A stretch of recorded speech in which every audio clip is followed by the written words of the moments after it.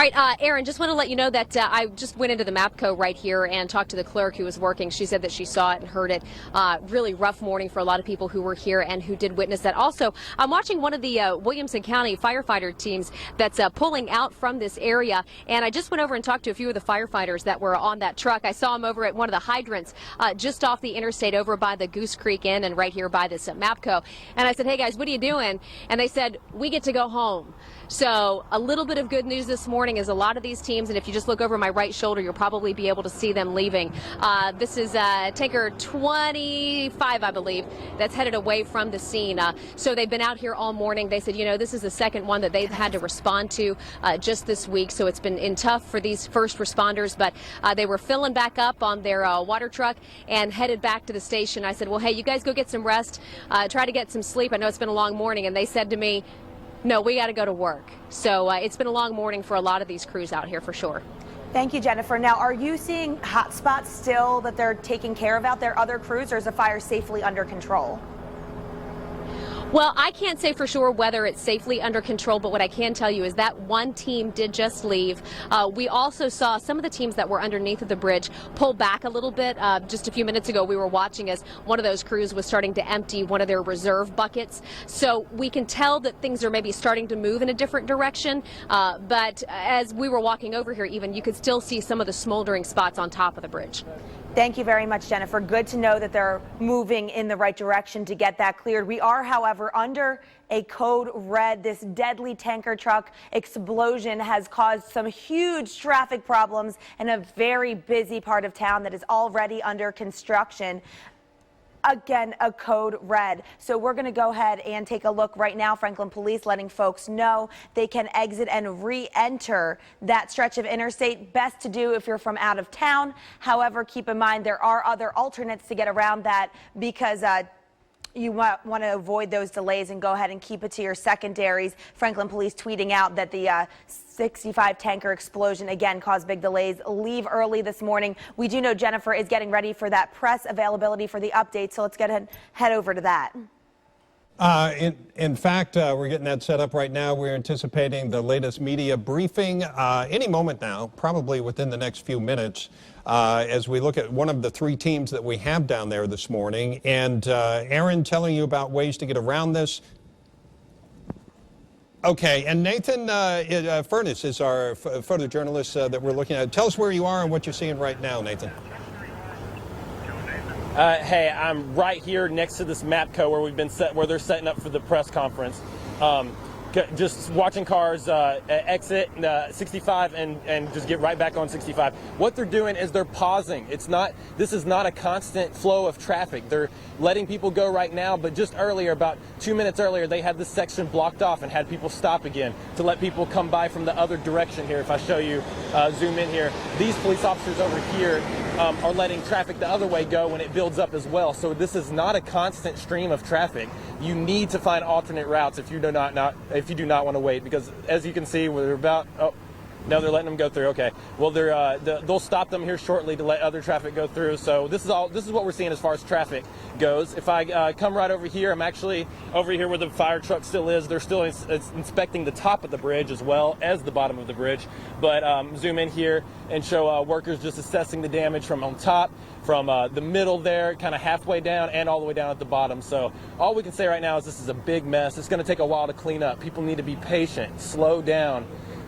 Be easy, and just be careful. Keep an eye up. Put your phone down when you're coming through here. So, Bob, just send it back to you.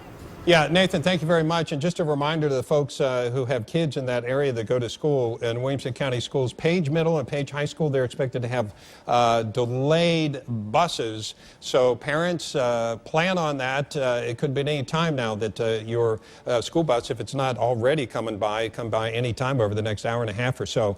It may be delayed. They're trying to contact families to let them know as we see some of the cars coming through, but not fast. And he showed us a shot earlier, the backup that's involved at this location. So what are some other alternates? Let's go over to Aaron and get a feel for that. Well, Bob, it's 7:07. That's exactly why we're under a code red. This area, thousands of people travel through and get stuck in, especially on the northbound side every day because of that active construction zone. Even though 65 north and southbound reopened, Franklin police telling folks you're not allowed to go over or under the Peytonsville Road overpass there. So traffic is flowing off of the off-ramp and then hooking back onto the interstate, telling you to expect big delays. Spring Hill police, in fact, we just talked to them. They're letting Spring Hill drivers know big delays on 31.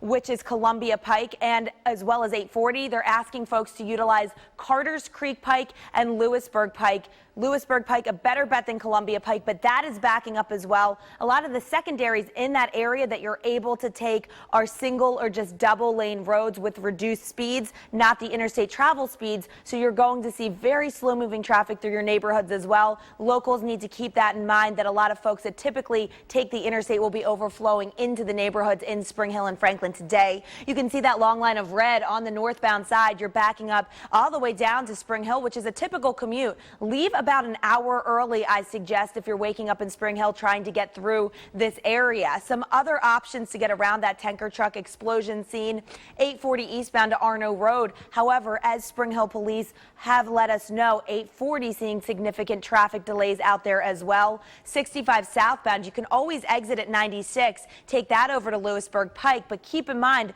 Lewisburg Pike is seeing delays as well as Mac Hatcher Parkway.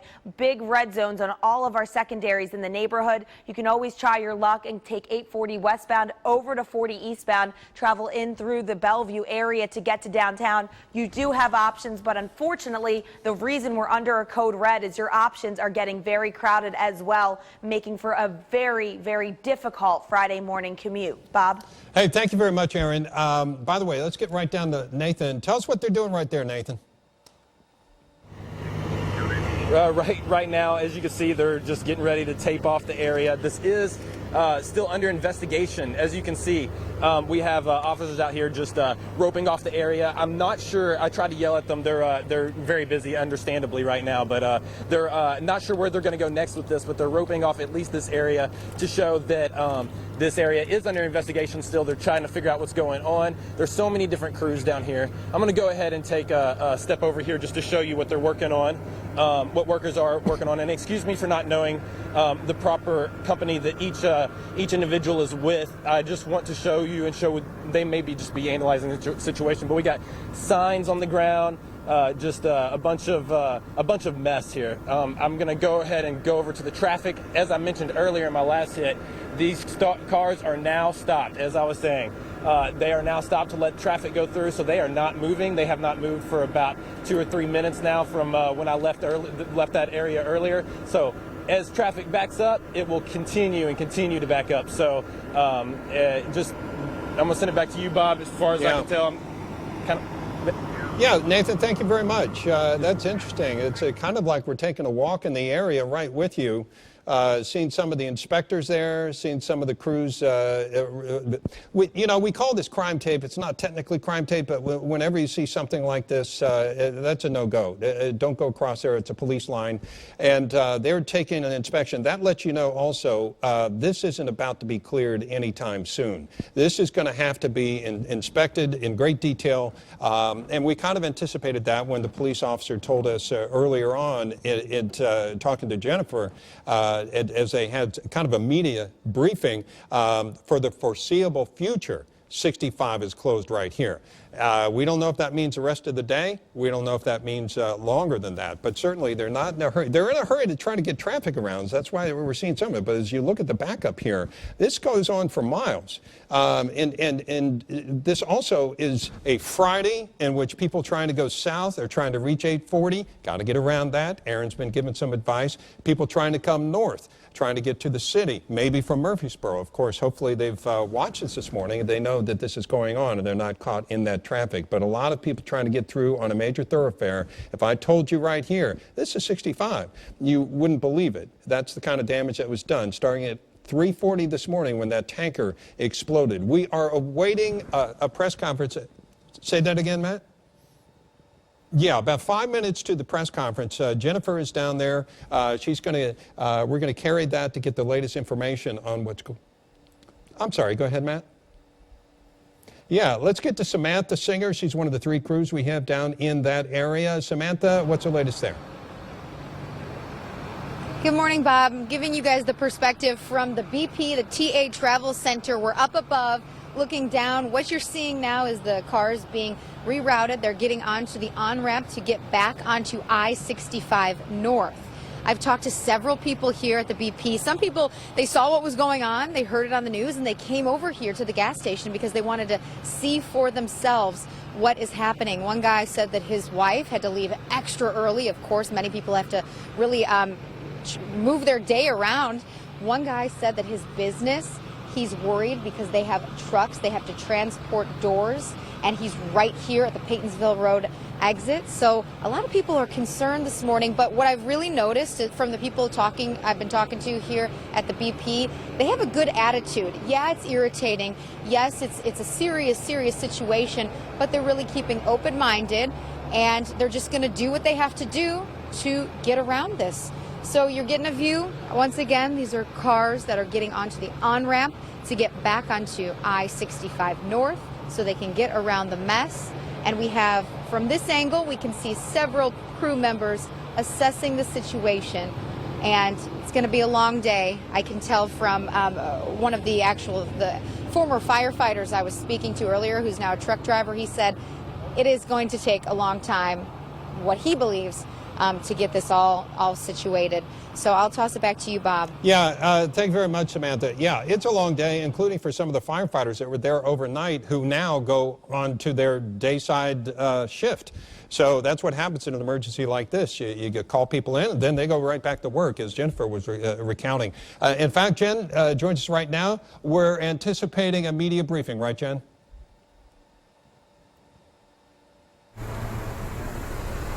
Jen, can you hear us? We're expecting a media briefing in a matter of minutes on the situation down there.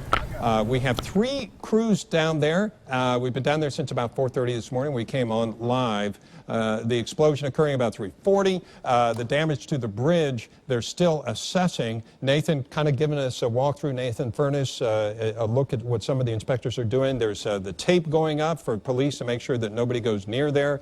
We're awaiting a briefing for the media that's supposed to happen within a matter of minutes.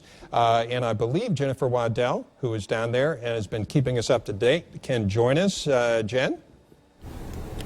Yeah, Bob, can you hear me? You bet. Go ahead. Okay, great. Sorry, we're just trying to get everything in place here. Yeah, Sergeant Warner from Franklin PD is going to join us here in just a couple of minutes. I was also talking with one of the sergeants from Williamson County who they're assisting in a lot of this, so just getting a little bit of information. What we're expecting to hear from Sergeant Warner when he comes out is an update on the status of the bridge, because, of course, as you guys have been mentioning, that's where we are right now. It would appear that the actual scene of the crash is under control. They've started to try to get traffic diverted around the area, but the big question now is looking forward as we move forward, what's going to happen to this bridge? So we are expecting that Sergeant Warner is going to come out here any moment and give us an update on that. We also know this morning, our last update with Sergeant Warner included the fact that we know that this was a deadly crash. We're going to hopefully maybe get a little bit more information about that, potentially the driver who was involved here. And even then, we weren't sure whether there was more than one vehicle involved. So we may get an update to the crash scene itself. So right now, Bob, we are waiting on Sergeant Charlie Warner to come out from Franklin PD and give us that update.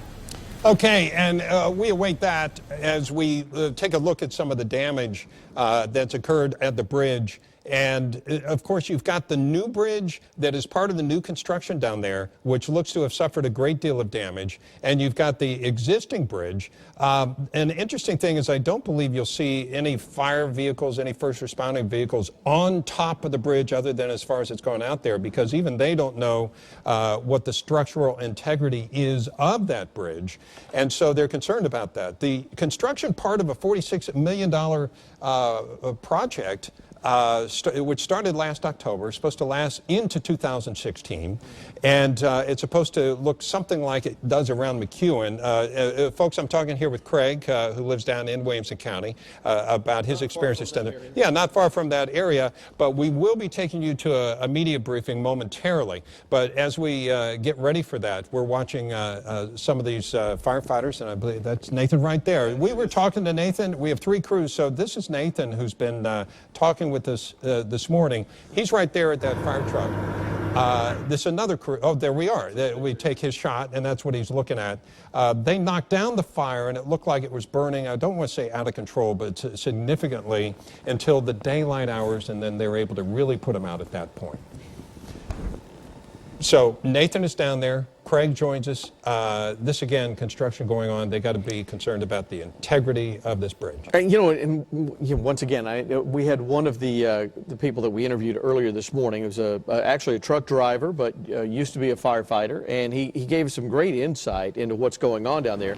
And he equated this back to 9/11. As we remember, the Twin Towers. The reason the Twin Towers collapsed was not because an airplane hit them up on the upper floors. It was the fire itself. The heat from that fire, the intensity of that weakened the steel and concrete that held those buildings together.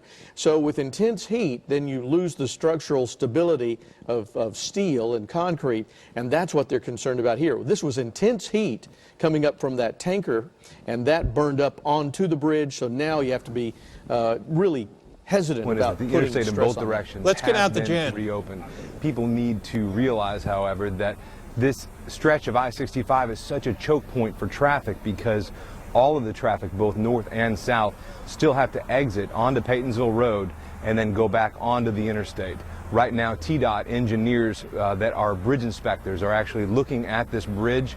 They need to determine whether or not that structure is safe for vehicles to drive over or under. And so rather than put anyone at risk in putting them under a bridge that we can't verify the structural integrity of, we're having to divert traffic off of the interstate.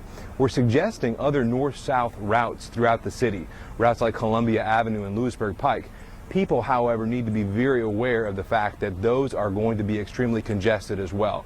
The best thing that I can tell you about the morning rush hour is expect delays, expect to be late. If you haven't left already, you'll likely be late for whatever appointment you have this morning. There is one confirmed fatality in this truck. We're working with the company to identify the driver and aren't ready to release the name of that company yet. This crash happened at about 3:40 this morning when the truck was traveling southbound and struck a support column. The reports are that the truck burst into flames and exploded. This is an unfortunate situation. It's an ongoing situation, and we don't see it resolving anytime soon. The fire is out, and we have also learned from stormwater experts that none of the water supply has been compromised. So that's another positive in getting this situation resolved. We had a lot of questions when we first arrived on scene. A lot of those are being answered as this continues to progress. The investigation is underway. You've got a lot of things going on. You've got a traffic crash investigation for a fatality, and you've also got a situation where structural engineers, emergency management, fire officials, everyone is working together to try to get this roadway reopened as quickly as possible, also considering the fact that we've got a lot of motorists that we need to keep safe. We've got responsibility for their safety. So that's the cause for the delay. We're going to work to get that stretch of roadway reopened completely as soon as possible. Charlie, do we know if there were any witnesses that actually saw the accident happen, and if they said there was any other cars involved, or what caused them to leave the roadway? We've been able to get up closer to that scene now, and it does not appear that any other vehicles were involved. Our investigators are working through whether or not there were witnesses to this, or whether it was reported after the fact by someone that was traveling before or after this truck. We've seen a lot of the construction company crews that are out here, one of them LoJack. Have you guys been in touch with the crews that are actually working on the bridge? Those crews are actually on scene as well. So we've got experts from the construction company, because you got two bridges here. You've got a new bridge that's being constructed, and you've got the current bridge that people are using to travel. So both of those have to be independently inspected, and we're using experts, engineers and bridge inspectors from TDOT and from the construction company to really determine the structural integrity of each of those structures. Obviously, if the current bridge that vehicles are traveling or supposed to be traveling over, if that's sound, we still have to worry about a collapse of the other bridge for any traffic that may be traveling under it. So as soon as we're able to determine that those structures are safe to travel either under or over, we'll work to get those roadways reopened. Do you know anything about some of the first responders? Who was first on the scene and what they saw when they got here? I have gotten an opportunity to see a lot of photographs, and one of them we actually put out in a release from one of the police officers who was the first officer on scene. There was intense heat, there was intense fire, the bridge appeared to be on fire. Officers say that it was a truly horrific scene. Part of the tragedy of this is that someone lost their life during this crash. So we're coping with a lot of different angles to this case. Obviously someone lost a loved one. And that's really, to us, the most important component of this. The traffic nightmare that it's caused is second to all of that. So we're working with the company to notify family, to make sure that friends and family are aware, and I hope to be able to give more information about the company and the victim who was unfortunately killed during this crash in forthcoming briefings. Do we know how much fuel he was carrying and how much burned off? I don't know that, but we did confirm that it was unleaded gasoline that the truck was carrying. What was that? Unleaded gasoline. Unleaded gasoline. When you spoke a moment ago, one of the first responders on scene, I mean, when you come to a scene like this, as horrific as it was, you think about the rest of the first responders as well. What's in place for them to debrief after something like this? We'll cope with that after we're done dealing with this situation. That's a great question. You know, emergency responders are subject to see and deal with a lot of horrific things. Anytime you have to deal with a death, especially a traumatic death like this, we'll make sure that the pieces are in place for our first responders that had to pick up those pieces when they first got there. Did they actually find the body, and was there anybody else that we heard reports that there may have been somebody else that got out of the accident? All I have confirmation of is that there is one person that was killed in that truck. I don't have information on any other potential occupants or witnesses or involved people. We do know that one person who was the driver of that truck perished in the crash. All right, another update from you anytime soon? Again, we'll try to hit the 40-minute mark and keep you all informed. And I hope that by then maybe we have some more answers on the structural capacity of that bridge. And very quickly, give everybody the best source of information from you guys. Is it Twitter right now? Twitter is really the best place that anybody can get information about this. It's at Franklin TNPD. We're live tweeting information from the scene along with photos, and we'll keep the media and the public as informed as possible throughout the duration of this event. Thank you, Sergeant. Clear? All right. As we wrap up there, he's saying Twitter, the place to get information, but we actually have more information that he gave us there than I'm seeing on their Twitter site, including that it was indeed the truck driver who died in that accident this morning that happened at 3:40. Also, no other vehicles were involved in it, and no water supply contamination, which is good news. They were concerned about that, anything that may have resulted from any leaks. It was unleaded gasoline that was in that tanker. And it sounds like now it's the most important thing as far as affecting people around that area is the structure of the bridge itself. And there are two bridges. Two bridges. One is the old bridge that everyone was still using. The new construction is just on the south side of the old construction. As a matter of fact, the live pictures you're looking at right there, that's under the new construction. So that's on the south side of the Peytonsville Road Bridge. The north side of that is the older bridge that we've been using. And we just saw a police officer, I believe this is part of the tanker that did crash this morning. It hit one of the structures there, and to your right, I don't know who that gentleman is, but we had a police officer there a moment ago. Well, he's with police also. And the other thing, Bob, too, there's a number of pieces of equipment under there, and I'm seeing some hydraulic cylinders on that chassis that we're looking at right there. So it makes me think that may have been something else other than the tanker. Because there are a number of pieces of equipment here as they've been building this bridge.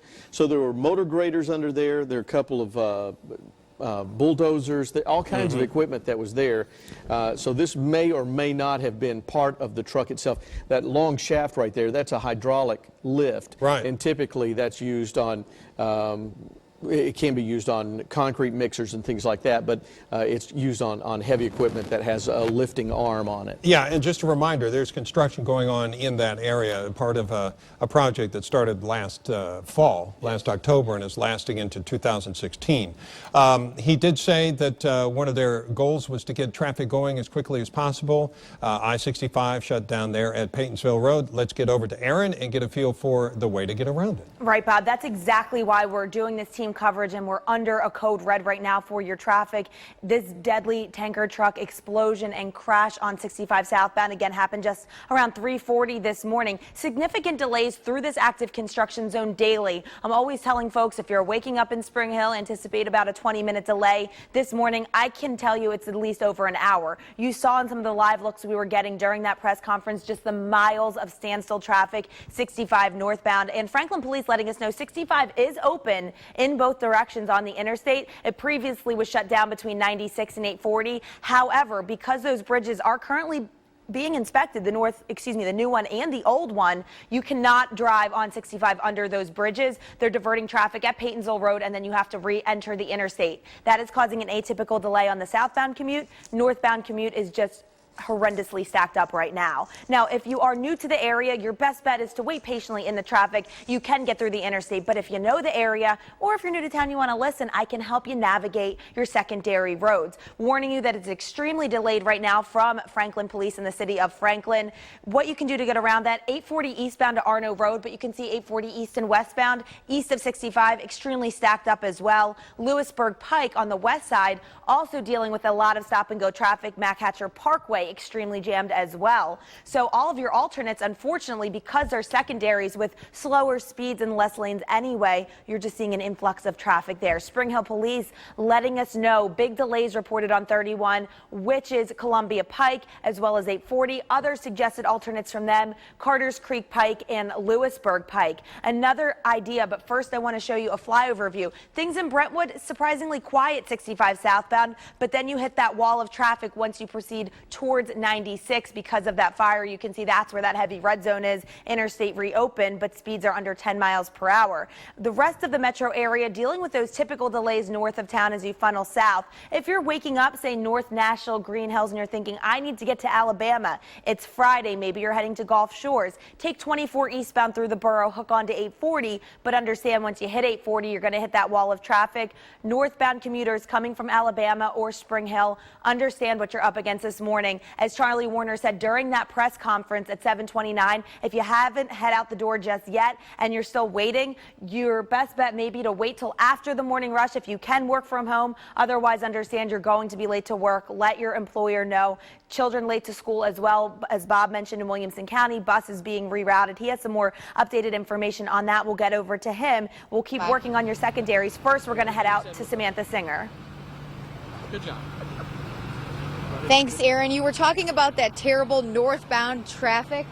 Well, take a look. I want you to see it. These are the cars. They're being rerouted onto the on-ramp, I-65 northbound.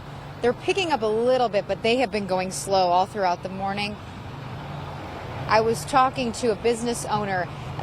He tells me he's nervous because his business is right next door, and they use this area to get their trucks out. They have to transport doors. It's Doors Unlimited. This is going to be a big headache for him. Other people in the area I've been talking to, they've been stopping here at the TA Travel Center, the BP. They're going to be affected, as we've been saying all morning, but one man said his wife had to leave way earlier than she would normally do. So everybody just keep it slow, be careful out there. We're going to keep talking to people here at the Travel Center and keep you updated. I'm going to toss it actually over now to Jennifer Waddell. She's actually across the interstate. Jen, what's going on over there? Hey, Samantha. Yeah, good perspective from your side. Now, over on this side, we just wrapped up that news conference from Franklin Police. Sergeant Charlie Warner giving us the very latest. I want to recap a couple of things that he said, and I want to give you a couple of bits of new information. First of all, as he mentioned, this is an ongoing situation. Long term, this is absolutely going to affect anyone who drives through this area. A couple of pieces of information that he just gave me after the news conference, so this is brand new. They've been out there taking a look at this bridge, and they said it's too soon to give a definitive situation, if you will, but what they are saying is that based on just the look at the bridge, that the new bridge, all right, we've got two. We've got the new bridge that people that they're working on, and then the other bridge as well, that there is obvious signs that that bridge is bowing down. All right, so there is obvious structural damage, and said that there will be potential problems. So they're going to work to get more assessment on that and give us some more specifics here coming up. Also, Sergeant Warner told me right after we ended with that news conference, he said, you know what, this is truly a worst case scenario, because this accident didn't happen on an open stretch of highway. It happened in a very congested, very populated construction zone under a bridge. He said really they are dealing with a worst case scenario. Just to recap a couple of the other things that I want to get you up to speed on in case you were just now joining us, we can tell you that the crash happened at 3:40 this morning. It is a deadly crash. What we know right now is that the driver of the truck that crashed died. He ran into some type of a support column, and that was when the truck burst into flames. All they know right now that the truck had on board was gasoline, just unleaded gas. We're not sure of anything else that it might have been hauling. Sergeant Warner also telling us that the fire is out. We were actually watching some of the fire crews leave, so that's good news. We know that the water supply, Bob mentioned this just a minute ago, the water supply is said to be okay, and right now they are working on notifying the family of this truck driver, trying to pin down the trucking company that was involved, and also really working with a lot of these first responders who had to deal with a very traumatic, horrific, he called it, a horrific scene when they got here. So a lot of those guys and ladies will be decompressing, if you will, as the morning goes on. So that's the latest from here. We're at the MAPCO. We are right on the Lewisburg Pike. Just behind me, you can see the sign. We've seen a lot of folks coming in and out throughout the course of the morning. Interestingly enough, though, I thought that this would have been a very popular stop-off point for people who had been stuck on the interstate. But what we've seen for the most part of the morning is people just continuing on around the detour and getting back on the interstate. Not many people have actually been stopping in here. So a lot of folks who had been waiting for hours to get through, really just keeping on through the area. I did have a chance to talk to the clerk who was working here. She said she was here when it happened and saw it, heard it, and was just a really scary morning for her. I'm going to send it back to Aaron. Aaron, what's the latest on the traffic around this area? Let me, this is Bob. Let me ask you a quick question. I want to confirm this. Bob. You talked about the structural integrity of the bridge. Which bridge is most likely compromised, did you say? Well, he was saying that there is a lot of damage to the new bridge. Okay, the new bridge, which we've seen pictures of. So what they were able to get in... Yeah, okay. Very good. Thank you, Jen. I just wanted to clarify that, the new versus the old. And you know what, Bob, we do expect to get another update within about 40 minutes. So Sergeant Warner said he may have some more specific information to give us then as well. So we will stay on top of this. We're moving it forward for you to give you the very latest. So we'll check back with him in just a bit. And of course, we have 3 crews down there. Let's get over to Samantha Singer. She has some new information as well. Samantha. Hey, Bob, all of a sudden I heard something. I looked up and one car rear-ended another car as they were going pretty slow here on the on-ramp to get onto I-65 North, and you're taking a look now. They both pulled over. They're talking, assessing that situation, but it was a pretty loud bump. You could clearly hear the one person rear-ended another. So really, I just want to stress for people to keep it slow. They were going slow, but just, stay off the phones, just pay attention, wear your seatbelt. Can't stress that enough. So I just wanted to give you a quick update. We just saw, a little collision right there. I think everybody is okay in that situation. Bob? Yeah, another example of when you have situations like this where you're working around, sometimes somebody's going faster than another, you have different speeds, you have different attention, and so it can be very dangerous. So we've seen right there. Thank you, Samantha. Let's get over to Aaron, and how do you steer clear out of this? Oh, Bob, it's 7:35. This is exactly why we're operating under a code red right now. Huge delays, speeds really reduced. I understand that a lot of folks are frustrated trying to get through these slow zones, but take it slow because as Samantha Singer just showed us with that collision, that can happen when you're rushing through these very slow moving interstates. 65 north and southbound reopened at Peytonsville Road, but understand because the new bridge and the old bridge at the Peytonsville Road Goose Creek bypass overpass are being inspected. Traffic cannot drive on 65 under them. Traffic being diverted off of the interstate and then hooking back on. So you're dealing with huge delays, atypical ones on the southbound side as you head down from Brentwood, and really big delays on the northbound side. I mean, you're backed up for a solid at least 7 miles on that northbound side from Spring Hill, from Saturn Parkway, all the way up. What you can do to get around that, exit at 840, but understand 840 has very slow moving traffic as you head east. You can take it to Arno Road, but keep in mind these secondaries move very slow, reduce speeds and less lanes in the interstate. They're backing up rapidly. Columbia Pike, Goose Creek Bypass, Lewisburg Pike, very slow moving traffic, and Mac Hatcher Parkway all backed up in Franklin. Spring Hill Police letting us know big delays on 31 Columbia Pike as well as 840 as we just showed you. Carter's Creek Pike, Lewisburg Pike, that's what they're suggesting. I mean, if you have not yet left for work at 7:37 and you're trying to navigate towards Nashville, understand, let your employer know that you're going to be late. Otherwise, you may want to work from home today if you can. And typically speaking, because of this construction zone, as Jen had mentioned, Charlie Warner with Franklin Police said worst case scenario. That's because daily we report severe delays as folks try to navigate through this already congested zone on 65 just north of 840. Wanted to show you another look because as you make your way out, trying to maybe take 24 westbound through the borough,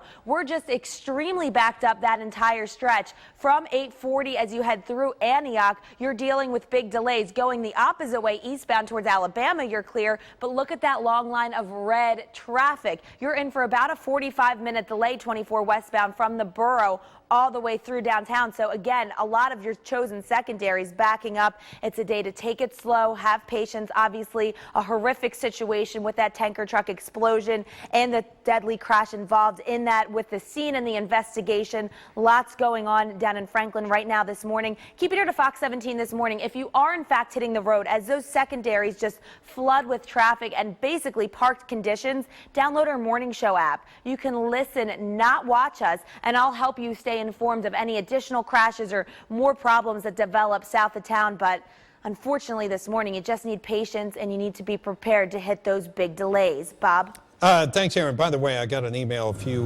moments ago from Williamson County Schools saying all the buses are operating, but some are going to be delayed. Most of the middle and high schools have been picked up. Those same buses go out and get elementary school students, so there are going to be some delays in some areas. Okay, let's go down to Nathan. He's one of our crews down there. Nathan, what do you see? What's going on?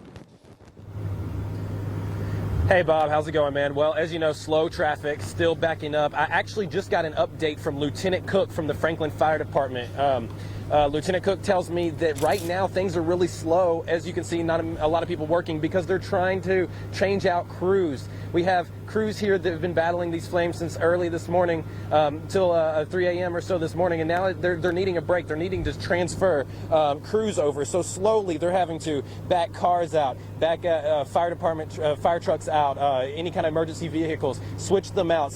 They even tell me that they borrowed some equipment from other towns and nearby cities just to help them out in the situation. Those have to go back to their proper areas, have to be swapped out. Everybody has to communicate. They said communication is key here. They have to make sure that whoever the new crew knows exactly what has been inspected, what's been going on from the old crew. It's just getting really intense down here as far as the crews trying to remember what's going on, trying to figure out. They're doing a great job. It's just a slow process. I'm going to go ahead and show you the traffic as Aaron has told you. I just want to give you kind of a live look here. It's off my shoulder here, maybe a little bit shaky, but you can probably see as far as my camera will zoom out, we see traffic backed up. If you thought you were going to be late, you're definitely going to be late now. What you're doing, if you're sitting in the at home, you're about to leave, you can hear me in any way. download our app, WZTV AM. WZTV AM. It's you can live stream it as you're driving down your road, or as you're if you're the passenger in the car. Definitely not if you're the driver, but stream us, and we'll let you know when this is going to clear up. The latest information. We have multiple crews out here working as hard as we can to bring you the latest information, Bob. Yeah, in fact, as you're looking at the shots there, we stay with you on the shots.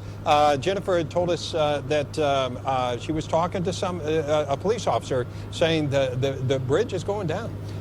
And we're going to get clarification on exactly what that might mean. And I got to tell you, we actually heard that on the scanner early this morning in the newsroom. Somebody saying over the scanner, I don't know if the bridge is going to survive this. So we see some of the damage you're showing us right there on the new bridge. New bridge, new construction to go along with the existing bridge. And now this is all part of a project. As we go over to Craig, take a look at weather, who lives down in that area generally. You got to ask the question, do you even finish building a bridge that has had damage like this from the fire, even what we're seeing right here? Absolutely, and that's exactly what the engineers are going to be looking at to see if they're going to have to pull this thing down and redo it. If so, that's a major, major problem for the folks that live right along Peytonsville Road. I was reading over some of the data coming in from the Tennessee Department of Transportation as they started to analyze putting in this bridge, and they were anticipating back in 2008, they were anticipating that there were going to be 2,500 cars passing across this bridge at peak times, that is in the morning and in the afternoon. Well, it's gone beyond that, and certainly they started that construction project almost more than a year ago and started trying to build this new bridge, and so now it is essentially built, and then we have this so that it is damaged. And if indeed the steel and the concrete used to put this bridge together have now been brought into question by the intense heat of this fire, then that's going to be a major setback for this entire building project. So something really, really big going on right down in that area. Once again, if you're not familiar with that particular area, it's in Williamson County, and it is just south of Cool Springs. Let me take you down there and show you what it kind of looks like. Temporary route that Aaron's been telling you about along I-65. For those southbound, you're going up the exit ramp to Goose Creek and then coming back on the entrance ramp to get around this. The bridge itself is right here, and that's what's been shut down. And then those of our viewers that are coming from the south and heading north, coming up from 840, same story. Basically, you're taking the exit ramp up to Peytonsville Road, then coming back down and making your way onto 65 northbound. Obviously, this is down to single lanes on both sides right there, so that's backing up traffic even as it is. It's still going to be a major issue as we continue through the day. This is a look outside our sky eye. We have bright sunshine in the area for this morning. Current temperature is at 64. There's no wind to speak of. Humidity is at 90%. It is going to be a very warm day. Temperatures have been climbing about 3 degrees per day over the last several, and today's not going to be an exception to that. 77 degrees at 10 o'clock, 83 degrees as of noon. We'll be at 86 by 2 o'clock, and 89 looks like it'll turn out to be the high. That's going to be around 4 o'clock this afternoon. Humidity levels are going to be down enough so that we're not really talking about a heat index yet, but it is beginning to climb, and we'll continue to see those humidity levels up higher over the next couple of days. 86 degrees by 6 o'clock, 79 by 8, and it looks like 74 degrees by 10 o'clock tonight. Mostly sunny to partly cloudy skies through the day today. No sign of any real rain developing for us as we go through the day. And as we head into the weekend, it's dry tomorrow, but there's a chance of rain developing by Sunday. I promised we would take a look at that lake cast. Looks like 93 will turn out to be the high temperature for tomorrow. 89 today, 93 tomorrow. So once again, that warming trend continuing. On Sunday, 92 degrees and a bit more cloud cover. Chance of rain here stands at about 40%. So there will be some isolated scattered thunderstorms that will develop, especially Sunday into Sunday evening. So be watching for that if you're going to be out and about. Once again, the high temperature will be at 92 degrees. The UV index is going to be on the high side, very high side for both days. So make sure you've got the sunscreen, and lake temperatures are running around 84 degrees at the surface. certainly cooler than that in the deeper waters that are around the area. Here's your forecast then. You can make your plans not only for today before the weekend. 89 degrees the high today, 91 on Saturday, 92 on Sunday. Then into early next week, it does look like partly cloudy skies. The better chance of rain starts to come in on Monday. It's a 50% chance of rain there with a high of 91. We bounce right back to 92 on Tuesday. 30% chance of getting a shower storm there. Also a 30% chance on Wednesday, 20% chance as we approach Thursday. So it does look like just some showers off and on early next week, but dry over the next 24 to even 48 hours with a chance of showers developing by Sunday. What a busy morning it has been across Middle Tennessee. Let's check in with Erin and get the latest on what's happening out there as she tells us more about our steer clear traffic this morning. Thank you very much, Craig. Well, 7:45, obviously a code red day for your steer clear traffic. South of town, 65 north and southbound reopened in both directions at Peytonsville Road. But because we have inspectors and an active accident investigation at this deadly tanker truck explosion, you cannot drive on 65 under Peytonsville Road. Police and traffic authorities diverting traffic at the exit ramp to Peytonsville Road and then hooking you back onto the interstate. That is causing atypical delays on the southbound side. You can always take Franklin Pike to Lewisburg Pike if you need to head south of 840. What I'm mainly concerned about is the northbound commute. As Charlie Warner with Franklin Police told us when we interviewed him, when Jennifer Waddell spoke with him, this is a worst case scenario because 65 is already a crowded construction zone in Franklin. We're taking a live look right now at that delay where you can see a backup 4 miles as the red zone on my map was reiterating on the northbound side of 65. Literally looks like a parking lot out there as we have a sea of semis and cars crawling under 10 miles per hour, backing all the way up past Saturn Parkway. I want to try to get you some alternates, but you need to be aware that even if you do choose an alternate, you're going to hit walls of just standstill traffic on them as well. Our alternates have lower speeds, reduced speeds as well because they're in neighborhoods, and they also have left lanes in the interstate. You can take 840 eastbound to Arno Road or 840 westbound over to Lewisburg Pike 431. Take that straight up, or Columbia Pike. Mac Hatcher Parkway in Franklin, also a parking lot right now. Spring Hill Police letting their drivers know. Huge delays on 31, which is Columbia Pike, as well as 840. Carter's Creek Pike or Lewisburg Pike, also options to get around that. I want to make you aware of something else. If you're traveling through Antioch, Smyrna this morning, already crowded commute, you're also dealing with a lot of folks who are traveling 840 over to 24 westbound to try to get into town that way. Take a look at this flyover view. You're already dealing with that borough traffic and those extra drivers. Right now in the red zone, Sam Ridley to Harding, you are dealing with a 30-minute commute, about 24 extra minutes to that 10-minute drive. From 840 all the way up, you're dealing with about a 45-minute delay, so 24 westbound turning into a parking lot. Take a look at those conditions on 24, jammed up on that stretch of interstate as well. So all of the interstates from south of town trying to get to downtown backed up. Another crash, Murfreesboro Pike at Franklin Limestone Road. Be prepared for that if you're choosing Murfreesboro Pike as an alternate to get around. I know a lot of drivers in the Nashville area want to know what's going on besides south of town. Other areas around town, we just have typical delays, a crash blocking the shoulder 40 westbound at Fessler's. You can see things backing up 65 northbound between 440 and 40. Slow zones on 440 as well as north of town as you funnel from Madison and Jolton. You're going to hit those usual walls of congestion, but no major problems like what we're dealing with south of town as you travel Spring Hill and Franklin. That is why we are code red today. In fact, we even have 3 live crews down at that accident scene, that tanker truck explosion, deadly crash. Let's continue our team coverage. Fox 17 Samantha Singer has some new information for us. Thanks, Aaron. A lot of people stopping here at this BP to fill up their gas, and that's including Nick Lepley here. He's in from Ohio. You were staying with your aunt and uncle last night, and you're headed down to Florida. Tell us a little bit about your morning, though, so far. A little bit of a change of plans? Yeah, well, we got in last night, and we woke up this morning.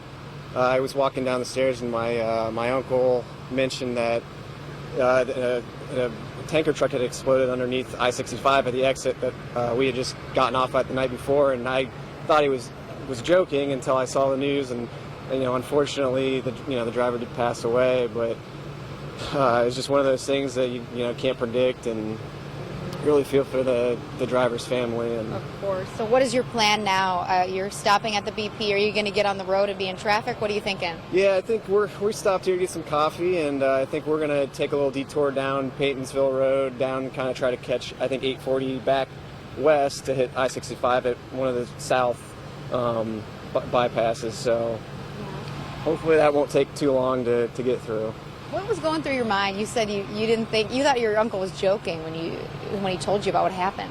Yeah, I just you know, it's just one of those things you don't really think, you know, what would happen, or when you hear about it, it's not something you really expect to happen, you know, in your daily, you know, life. It's something that you see on TV, you know, the gas station exploding or something like that. But yeah, it's just really unfortunate, and I guess we'll just spend an extra 15, 20 minutes in the car getting to the. Yeah. And hey, Nick, what time did you get in last night? Because you were on this road. This happened at about 3:40.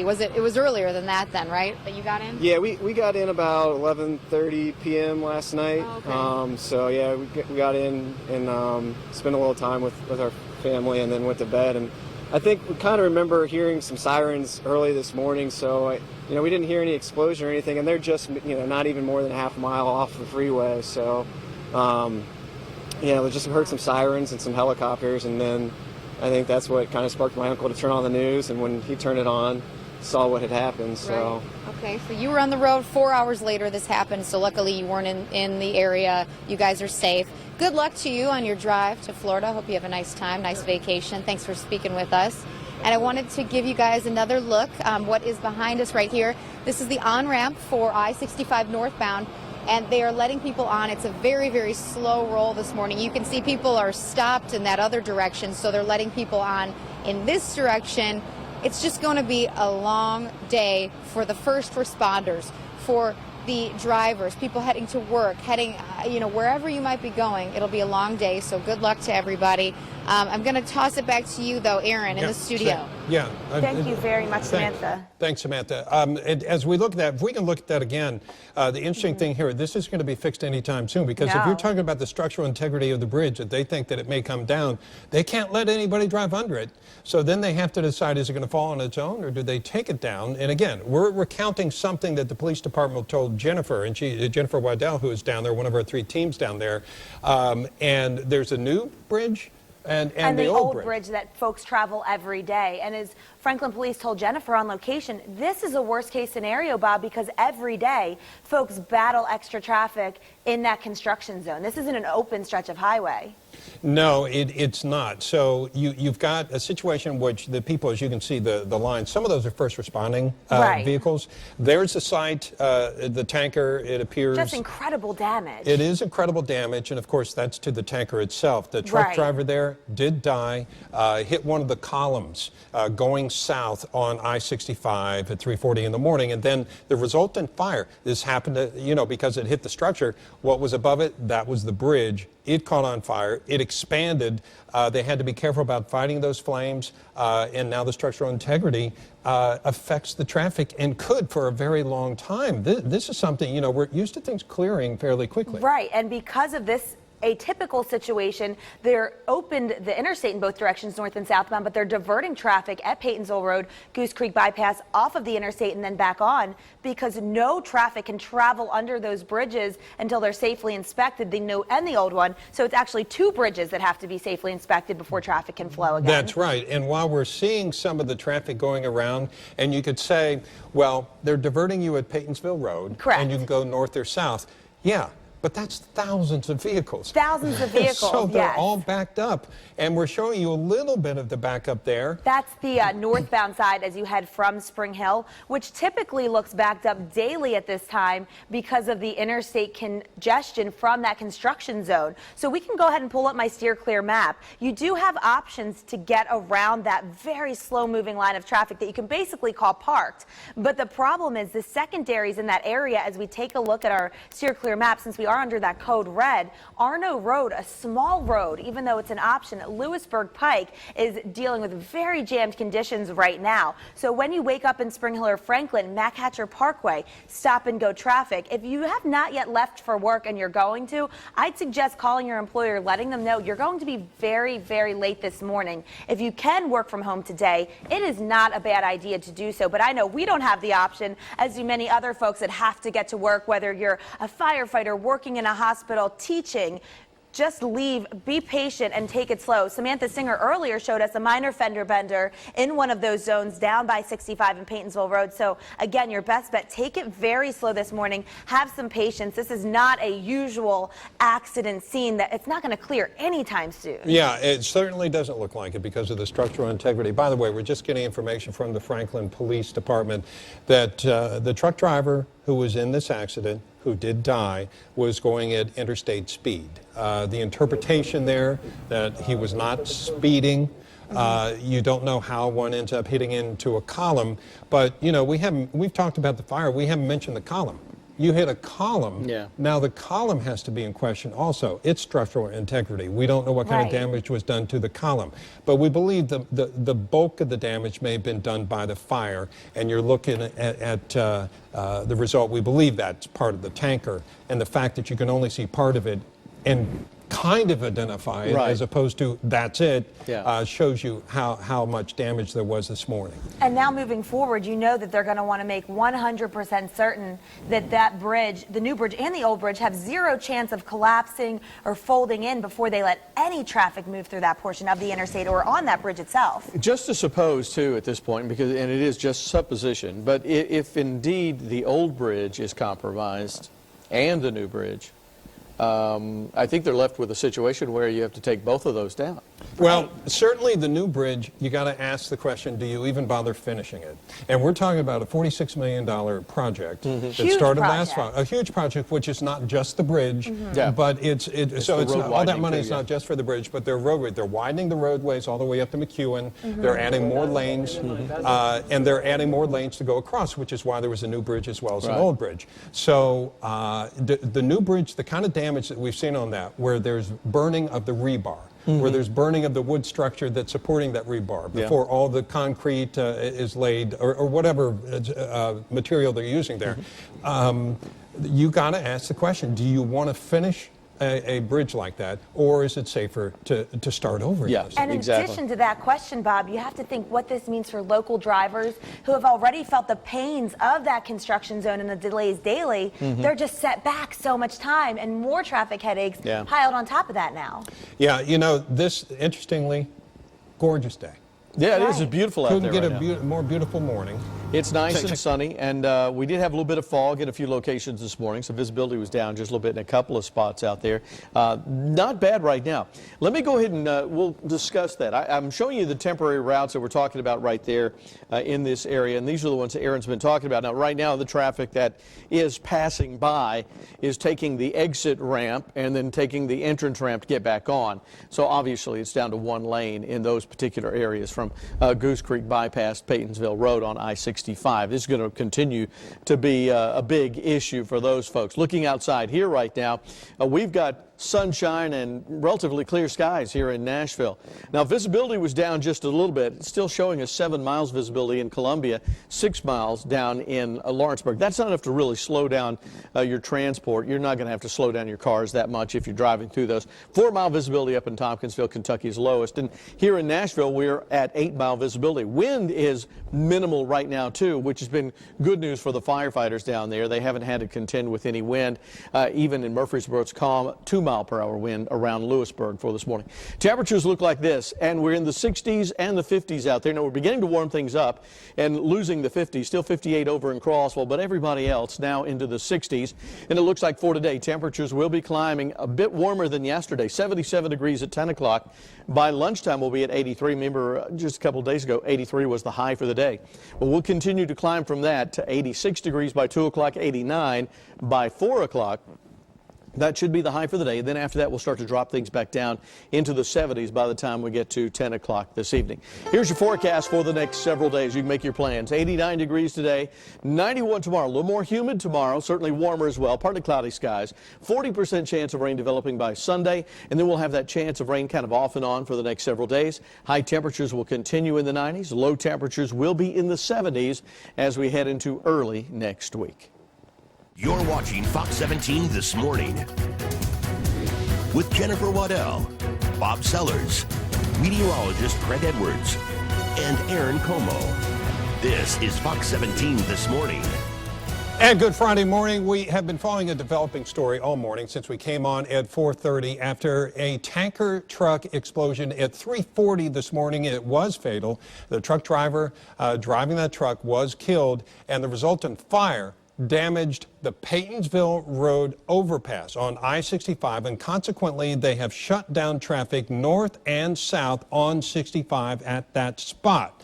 We've been following the developments this morning as they try to inspect for the integrity of the structures there. There's a new bridge and there's an old bridge, an existing bridge, that they are assessing to make sure that they're safe. We have indications that at least one of them would not be safe and may be coming down.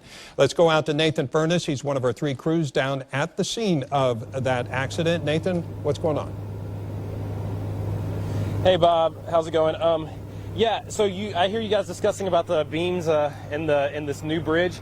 I just talked to a construction worker here, and he says that they're gone. Those beams are gone. They're going to have to come down regardless of how it happens. They're not sure how. They say that they have special crews, TDOT crews coming to inspect the area, and that they won't be able to do anything until after all the inspection is done. I mentioned to him, I said, this has got to be just a hectic situation. He's like, you don't even know the half of it. You don't even know how hard this is for how many crews have to look at this, how long it's going to take to just make inspections and make choices into what they're going to do, what they're going to bring down first. But he said he's been underneath the belly of this thing, and the beams are gone. They are toast. They have been destroyed. So not sure exactly how that's going to be taken down on the new bridge. Once again, that's the new bridge, but they do plan on doing that. I'm going to go ahead and move my camera here to the right a little bit and show you traffic backed up. I mean, it's just as far as I can go. Once again, I am on my shoulder here, so it may be a little bit wobbly, but I just want to try to show you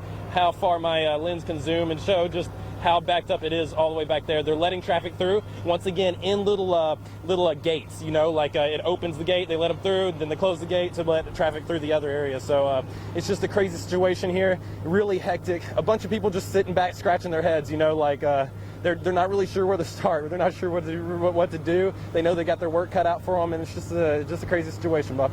Okay, thank you very much, Nathan. Again, as we look at the shots that Nathan is taking, as he said, in Nathan's words, quoting the gentleman, looking underneath, that the beams are toast and burnt and damaged, and the structural integrity obviously in question. And that's why we do believe that that new bridge may indeed have to come down if it doesn't come down on its own. Now, we're left with the traffic congestion. He showed us that some as you pan to the right, going back right and left, by the way, north and south for miles. So even though technically, like we see this truck coming on the right side of your camera, coming into that, going on to I-65, the wait to get to that spot is going back miles. So let's get over to Aaron with some other ideas on how to avoid this. That's right, Bob. That is exactly why coming up on 803, we're under a code red for your steer clear traffic. Major problem south of town. This really is, as the fire's under control, a worst case scenario. 65 north and southbound affected by the deadly tanker truck explosion at Peytonsville Road. Because of the bridges being inspected, the old and new one at Peytonsville Road, no traffic can drive on the interstate under there. So you have to exit at Peytonsville Road and hook back onto the interstate. Southbound traffic backed up past 96 Murfreesboro Road. Best bet to get off there, but understand in Franklin, Mac Hatcher Parkway, extremely backed up. Same story on 431 Lewisburg Pike. All of your secondaries just as jammed as that interstate. The big concern this morning, however, is the northbound commute coming up from Spring Hill. Typically speaking, on an average day, you battle anywhere from 20 to 45-minute delays because of the active construction zone on 65 and so many folks making their way northbound. That is causing huge delays on 840 as well. One of our viewers, Laura, contacted us on Facebook and said, don't even bother with Arno Road. As I'd been suggesting, that secondary is backed up all the way south of 840 as you try to head from Spring Hill towards Franklin this morning. Lewisburg Pike, just a sea of parked traffic as well. Spring Hill, police suggesting Carters Creek Pike and Lewisburg Pike as alternates, but understand, any way you slice it, if you need to make it to work this morning, you're going to be very late, upwards of over an hour late this morning, heading especially north of town from Spring Hill. If you're heading south towards Alabama, you're going to be put out about 35 extra minutes, but traffic is naturally lighter daily as you head south. It's the northbound side, again, that's the huge problem this morning. If folks are trying to take 840 over to 24, taking a 3D look at our flyover map, you're also mixing in with all the borough traffic that's heavy every day, adding a lot of extra time to both of those commutes. Right now, 840 to 2440, that's looking at 47-minute ride, putting us close to a half-hour delay on 24 westbound. Red zone there as well. So anywhere south of town from the borough as well, they're being affected by the influx of traffic heading over to 24 westbound. Taking a look there, you can see right now at Old Hickory Boulevard looking good. It's the area by 840 south of this point that's specifically crowded because so many folks funneling from 840 hitting 24 on the westbound side. Again, please have patience, take it slow. Samantha Singer showed us a minor fender bender in the backup. You're going to need patience today because folks are going to be severely late. If you can work from home, I'd suggest it, but I understand you can't. Like we have to go to work, a lot of folks have to be in work. So just be prepared again to add at least an extra hour to your morning. We're trying to keep you updated the best we can on the situation. We have 3 live crews out in Spring Hill and Franklin, out by Peytonsville Road. Fox 17's Samantha Singer continuing our team coverage. Again, severe traffic problems right now. Hi, Aaron. I do have an update on who else is affected. So I'm here on the east side, the TA Travel Center in BP. I went inside the store to grab a bottle of water and talk to some people. A man at the counter, he works in the repair shop here, and he says, man, it is already slow in their shop because of this construction that we've had here. But now you add this morning, they've been very slow, so he's a little worried about that. As far as you can see, though, behind me, I wanted to give you a look. This is the on-ramp to I-65 northbound. Continuing that slow roll, people getting onto the interstate this morning. I've talked to people, as I said, inside the TA Travel Center, and they're concerned about their commute. They're concerned about what they need to get done today, their job, their daily activities. They have to, obviously keep a good attitude, they tell me.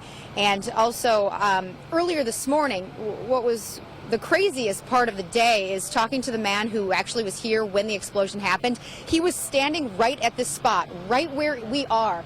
He was walking his dogs about 3:30, 3:40 in the morning like he usually does. He stops, he's a truck driver, he walks his dogs, and what he saw was a large fireball in the sky. He said he heard something, he looked up, and right where you're looking right now, obviously it's daytime, nothing's happening, but earlier today, it was a fireball lighting up the dark sky, he tells me, and he was scared. He ran back to his truck. So we're going to continue to gather information for you here at the TA Travel Center on the east side of Interstate 65. Back to you, Bob. Hey, Samantha, thank you very much. We have 3 crews down there. One of them, Jennifer Waddell, who's also with Nathan Furness, who's our photographer. We've been talking to Nathan this morning. And Jen, let's talk about that bridge. There's a problem there with the new one especially. Yeah, absolutely, Bob. One of the things that Sergeant Warner from Franklin Police was able to tell us just a little while ago is that they could see visible structural damage to the new bridge. We are waiting on an update from Franklin Police here in just the next few minutes, so we will be there for that and bring you the very latest as we get it. I also wanted to let you know, as Nathan is showing you some of the bridge right there, we've seen crews scaling the bridge, trying to get up close to take a look at some of that rebar. You can see the rebar sticking out. You can see about midway down the bridge, you can see some of the wood and the rebar that have buckled out away from the structure. So I'm going to count a solid, maybe 50 50 folks here who are right now just trying to get a look at the situation and figure out where to go from here. But an indefinite problem here because they're still trying to figure out exactly what the damage is and then where they go from here. Also want to let you know that in the last 30 minutes or so, I've been walking around talking to some folks who have been around here. I was talking to one guy who was staying right over here at the Goose Creek Inn. He didn't want to go on camera because he said he was afraid he'd be in trouble with his boss because he's late for work, but he said that this thing actually woke him up this morning. So when the truck crashed and then the explosion and the fire, it woke him up from his bed. I also went over to the Goose Creek Inn to try to talk to the folks that are in the lobby over there in the front office. The door is locked. There's nobody in there. I thought maybe we could go over and chat with them to see what it was like for them this morning, but nobody's home there. And talking to a few folks who have been stopping in through the MAPCO, some folks who were stuck in the traffic in that backup on 65 who said they were just relieved to be able to get through. So as you all have been saying with regard to the traffic, yes, they've opened up the north and southbound exit ramps right here at the bridge, at the overpass. So traffic is moving that way. But after talking with Sergeant Warner from Franklin Police, we can tell you right now that they did say that this is a worst case scenario because it didn't happen in an open stretch of highway. It happened in a very congested, high traffic area right underneath of this bridge, and there will be long-term impacts here. As I'm taking a look at some of the fire crews, most of those guys and gals are starting to pack up and leave. In fact, we're watching one of the fire trucks, engine 6 right there. Looks like they may be getting ready to head out. We've seen several other fire crews start to head out as well. And as I take a look underneath the bridge and on top here, I don't see any visible sign of fire left. Maybe every once in a while, just a little bit of a smolder. You see just a tiny bit of smoke, but it would appear that at this point, the fire is out. The other indication, again, that some of these fire crews are headed out. Bob? Hey, Jen, can you do a favor for us and have Nathan maybe take a look, if he can, at the so-called new bridge and the existing bridge? And I wanted to get a feel from you as we do that. Do you see them inspecting the new bridge, and does it look like there's a problem with that one? Okay, so what Nathan is showing you now as he's panning, what he is seeing, we are on the new side of the bridge. There is a police officer over there. I can see maybe someone with a hard hat who works for the construction company. And then if you look to the right, you can see all the construction materials. We're actually on the new bridge. I mean, we are on the new bridge right now, so we are on the new side. This is where construction is underway. You can see the wood, you can see the tubing, the rebar. I can see a pallet that was on fire earlier this morning. So yes, we are on the new side of the bridge right now, looking east.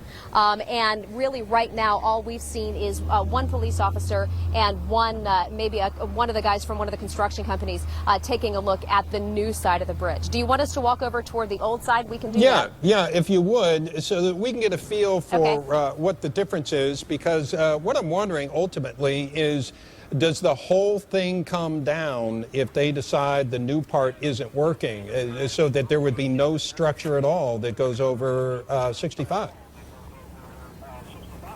Well, that's a really good question. I wish I had a better answer for you. We may get more of those answers when we talk to Sergeant Warner here coming up in just a few minutes when he gives us another update. But as we can show you, obviously what we are able to see, and that's we've got a man and a woman right here who are checking things out, taking some photos, assessing the situation. She's about to walk down in between the two bridges. So she is walking down in between the two. You can see that there is obvious fire damage to the old bridge, which is on the left, what you're seeing right there.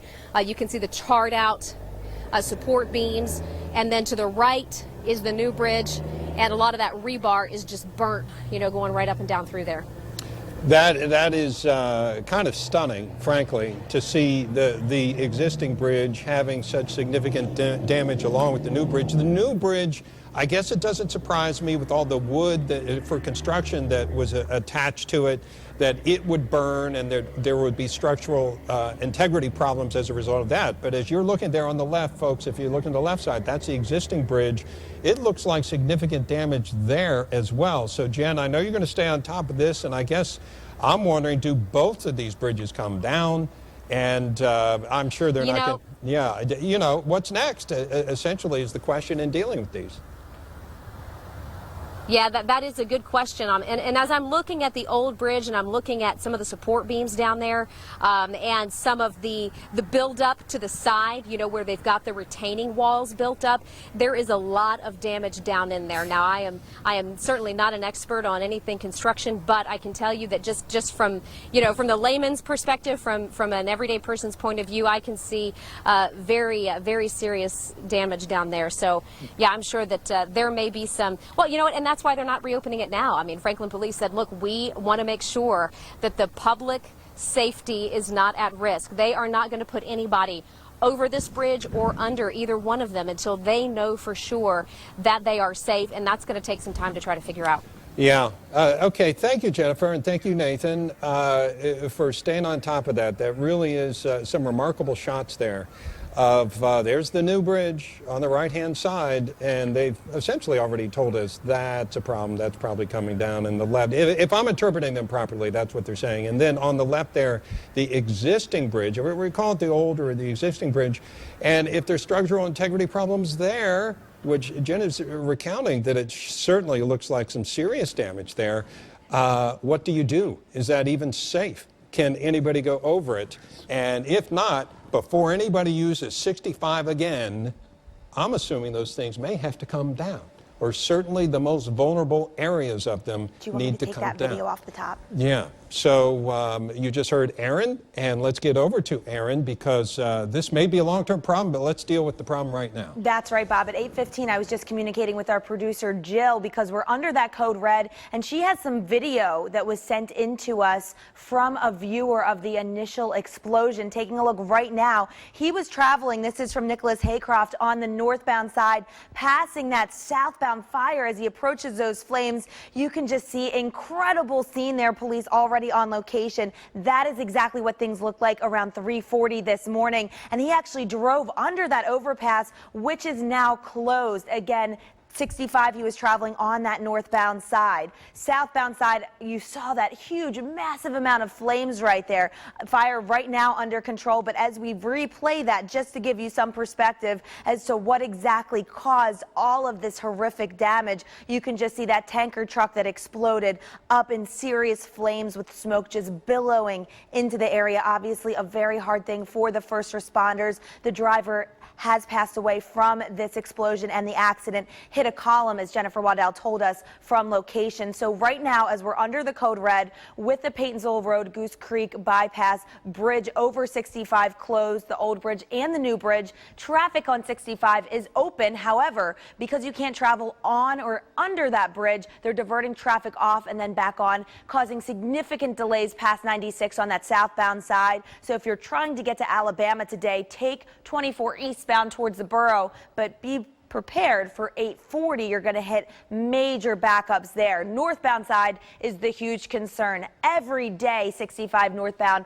backs up significantly because of the active construction zone in the area of Saturn Parkway. Past 840, that's where it gets really heavy through Peytonsville Road. So right now, as we've been showing you live looks all morning, it's literally parked for miles past, farther than the eye can see from our camera perspective from our photographer Nathan. So your best bet is either to wait it out on 65 if you have to head to work for today and you cannot work from home if you're waking up in Spring Hill or Franklin. Just be prepared. Macatcher Parkway, Lewisburg Pike, Columbia Pike, all of your secondaries extremely backed up. Our Facebook friend Laura said Arno Road, don't even bother taking 840 to Arno Road because that's backing up south of 840. Have to understand the secondaries, they're in back neighborhoods. Speeds are naturally reduced on them and they don't have the lane capacity that the interstate has. So as folks try to funnel through these neighborhoods, you're just seeing an influx of parked cars on those secondaries as well. So please have some patience today. Spring Hill Police, because of that earlier fire scene,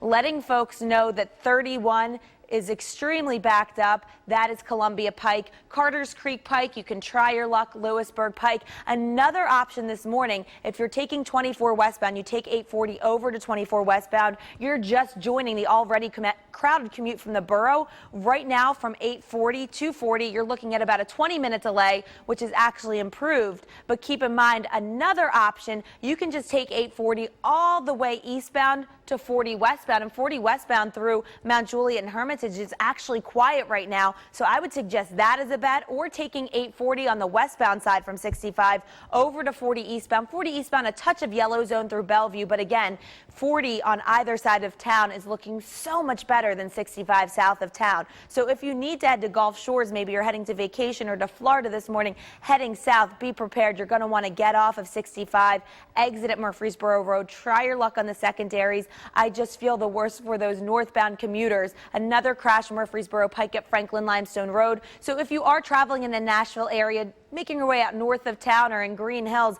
we're dealing with typical morning congestion out there. No major accidents that you're battling against. The code red is simply because things in Spring Hill and Franklin are just unbelievably jammed up right now because of this deadly tanker truck explosion. Bob? All right, thank you very much. Let's get over to Craig as you plan for your weekend, besides avoiding that traffic problem. I think we got you. Thank you very much. Okay, there we Bob. go. Yeah. There we go. 70 degrees, our current temperature. Yeah, you're going to want to avoid that area down there. And as we're going into the weekend, certainly looks like our weather is going to deteriorate a little bit. We're going to see a chance of some showers and storms developing by the time we get into Sunday, into Monday and Tuesday. And the chance is going to be widely scattered, but it is going to be out there. We're at 70 degrees right now with partly cloudy skies. The wind is calm. Humidity is at 81% at the current time. Now, for today, humidity is not going to be that bad. A little higher than yesterday, but not as high as it's going to be by tomorrow. So the dew point is going to be running into the upper 50s today to near 60 degrees. That's what we're seeing right now. It's in the 60s, but it should drop down into the upper 50s later on for this afternoon, meaning that the air is going to feel relatively comfortable. It is going to be hotter, though. Temperatures will be about 3 or 4 degrees warmer, depending upon where you're at. Warmer today than yesterday. So add that heat and that little bit more humidity out there. You'll start to notice it. It's going to start to feel that way as we head through the next several days. 75 degrees by 10 o'clock. Looks like we're at 83 degrees by noon, and 89 should turn out to be the high. That's going to be close to 4 o'clock this afternoon. Lots of sunshine out there for today. Winds coming in from the northwest primarily will be relatively light, less than 10 miles per hour. It is going to be a little bit hotter and a little bit more humid, though, for today. So for your weekend, it's looking like this. Saturday, 91 degrees. Not a significant chance of any rain, but a few more clouds showing up out there. And once again, you'll start to feel that humidity level beginning to pick up. If you're planning for Sunday, a 40% chance of getting some isolated scattered showers and storms. The chance actually gets better going into the evening hours. Now, some of these storms, especially to our north in Kentucky, look like they have the potential to get stronger. So we'll be watching for that as we're heading into the latter part of the weekend. High temperature will top out at 92 degrees on Sunday. Forecast for next week is still calling for a chance of some scattered showers as well. Monday, a 50% chance of rain with a high of 91. 92 showing up on Tuesday, 92 on Wednesday, 93 Thursday. And notice we have that 20 to 30% chance of a shower or storm each one of those days. And low temperatures beginning to warm up too, going from the 60s where we were this morning and should be tomorrow morning on into the 70s as we kind of go through the weekend and early next week. So temperatures heating up, pretty much what you would expect for August, and high temperatures into the 90s along with a chance of some showers and storms. Get ready for the heat and the humidity, Bob. All right, thank you very much, Craig. Properly warned for that heat that's coming back. Let's get down to Samantha, who is on the scene of the tanker explosion this morning. Samantha.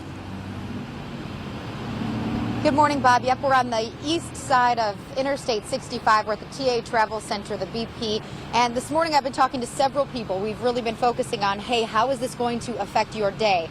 They tell us how it's going to affect them. However, the key thing and what everybody is telling me is that they feel for the driver's family, the friends. I mean, a man lost his life, so they are very concerned. They tell me that they're going to be praying for this man. Really, it's inspiring to see that people are not so much concerned with, okay, how is this going to affect my commute? But they're also concerned about the people who knew the man who died. So that's something that I've kind of come away with after I've been talking to people here inside the shop and just out here in the parking lot. You're getting a view. These are the cars. They're getting onto the on-ramp to get onto Interstate 65, going pretty slow. I do want to stress, though, really keep it slow and be easy when you're on the road, because earlier we're standing right here, we're seeing everybody enter, and I heard a boom. I looked over and someone had just rear-ended another person. Both people pulled over. They were okay.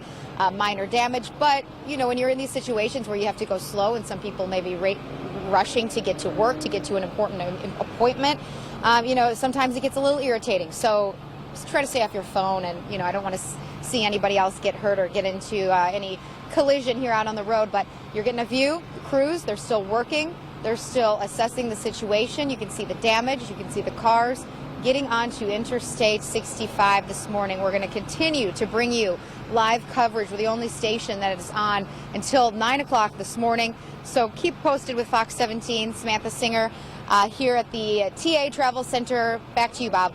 I don't know if we can keep a shot here, but keep in mind, as Samantha's saying, be careful going through a construction area like this. I call it construction because there is construction going on in that area in addition to this accident. And when you have an accident, sometimes your attention just gets completely different. There was a couple weeks ago that there was a problem down where it goes into 2 lanes on 65 south. I believe this was south of 840. And there was a horrendous accident that resulted after there was one accident. And even we could pan with the camera and go from one accident to the other, because sometimes people's attention, they can be different. One's paying more attention than the other. One's going fast, the other's going slowly. And so definitely be careful as you go through there. And the backups we've been talking about all morning now. Again, what you're looking at, the results of an explosion after a tanker hit a column this morning at 3:40 in the morning. The truck driver is dead. The resultant damage to the bridge. It happened under a bridge. We believe that the new section of the bridge that goes on Peytonsville Avenue goes across I-65, that's compromised to a point that it may have to come down one way or another. And then the existing structure also clearly has damage. Whether the integrity of the structure is at question is another thing. We'll have to get that confirmed. But serious consequences here as we look at some live shots of traffic going up and down, some not going too many places. Nathan has been on this camera right now. Nathan, I believe you're showing us something. What's going on? Hey, Bob, yes. Okay, so they got away from me a little bit, but if you see the gentleman in the white with the little pole like object there, they actually passed me earlier. They said make way for the math nerds as they come through. Their job is actually to use those poles and make a digital 2D design of the entire scene of what's going on. Now, he didn't have time to explain further what that's used for really, but what happens is that pole takes a picture directly of what it is looking at and sends it back as a design to a computer back into their station. Their mobile station, I can show you, set up right over here. All these cars right here, these general white vehicles here, have all a direct link, Wi-Fi link to these poles that they're holding, and sends back a design of the situation so that they can literally send them off to different people, to different agencies, anybody that can analyze the situation a little bit further and give them more information about what's going on. Very cool that they can do that, that they're able to do that. Lets a lot of people assess the situation that aren't here, that aren't able to physically be here and maybe can't make it.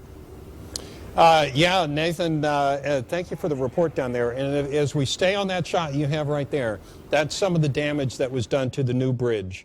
You've been showing us so clearly this morning that damage, the new bridge with some of the wood there and the rebar, and as Jennifer Waddell was recounting, it's got to be 50 plus pieces of that structure have been affected there with the rebar and crumbling as a result of fire.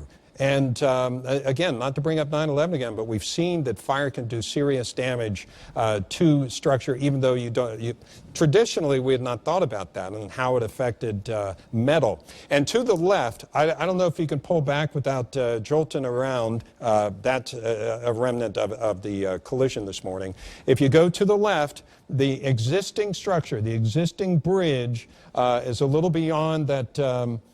This structure, as Nathan walks that way, and it's all, as you can see, cordoned off with the police tape, the yellow police tape, and it looks like on top of that structure is somebody now assessing its safety.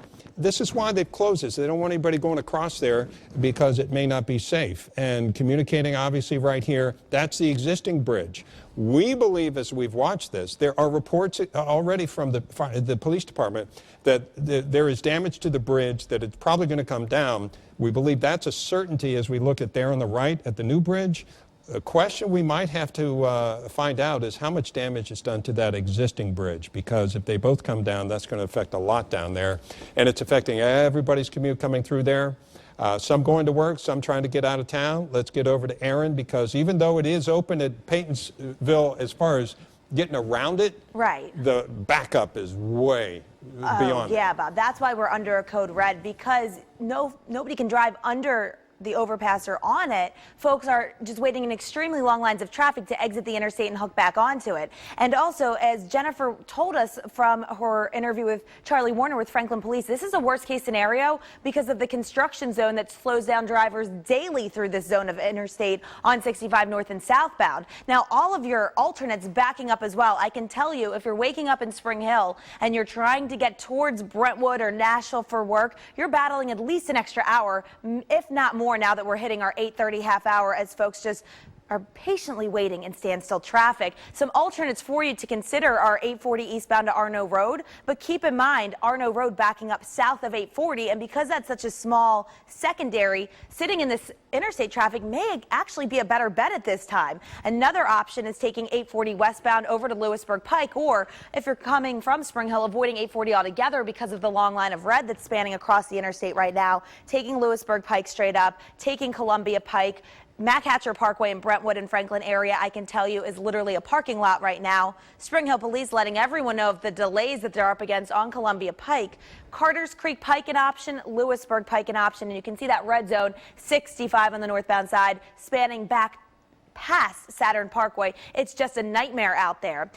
Another option, this takes you way out of the way, but at this point actually not a bad bet, 840 eastbound over to 40 westbound. You can cruise 240 westbound past Hermitage and the airport to get towards downtown. 40 westbound on the east side of town clear right now. Another option, taking 840 westbound over to 40 eastbound, and look at that, 40 eastbound through Bellevue, quiet. So even though you're adding extra drive times, you're still moving rather than sitting in those parked conditions on the interstate. Folks waking up in Nashville who want to get towards Alabama today, 24 eastbound, your best bet, so you can bypass that northbound congestion where they're forcing folks off the interstate at Peytonsville Road. Just want to check in on the southeast side of town because we have several crashes on Murfreesboro Pike. I'm sure a lot of folks waking up in Smyrna and Antioch are thinking, hey, I don't want to deal with all that extra traffic heading over to our side of the interstate. Murfreesboro Pike at East Thompson Lane, a crash there. Another crash Murfreesboro Pike at Bell Road. And then we're dealing with another accident Murfreesboro Pike at Franklin Limestone Road. So that is obviously going to slow down your Murfreesboro Pike commute.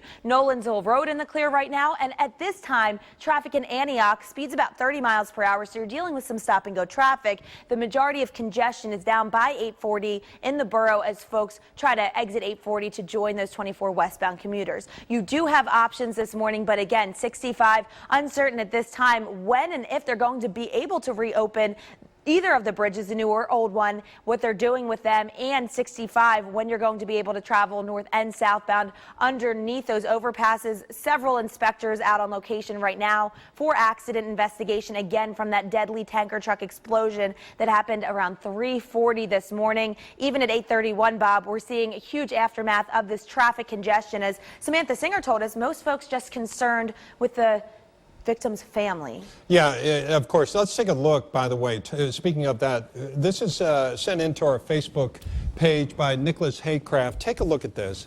This is sometime shortly after the collision of the tanker into the column of the bridge and the resultant fire.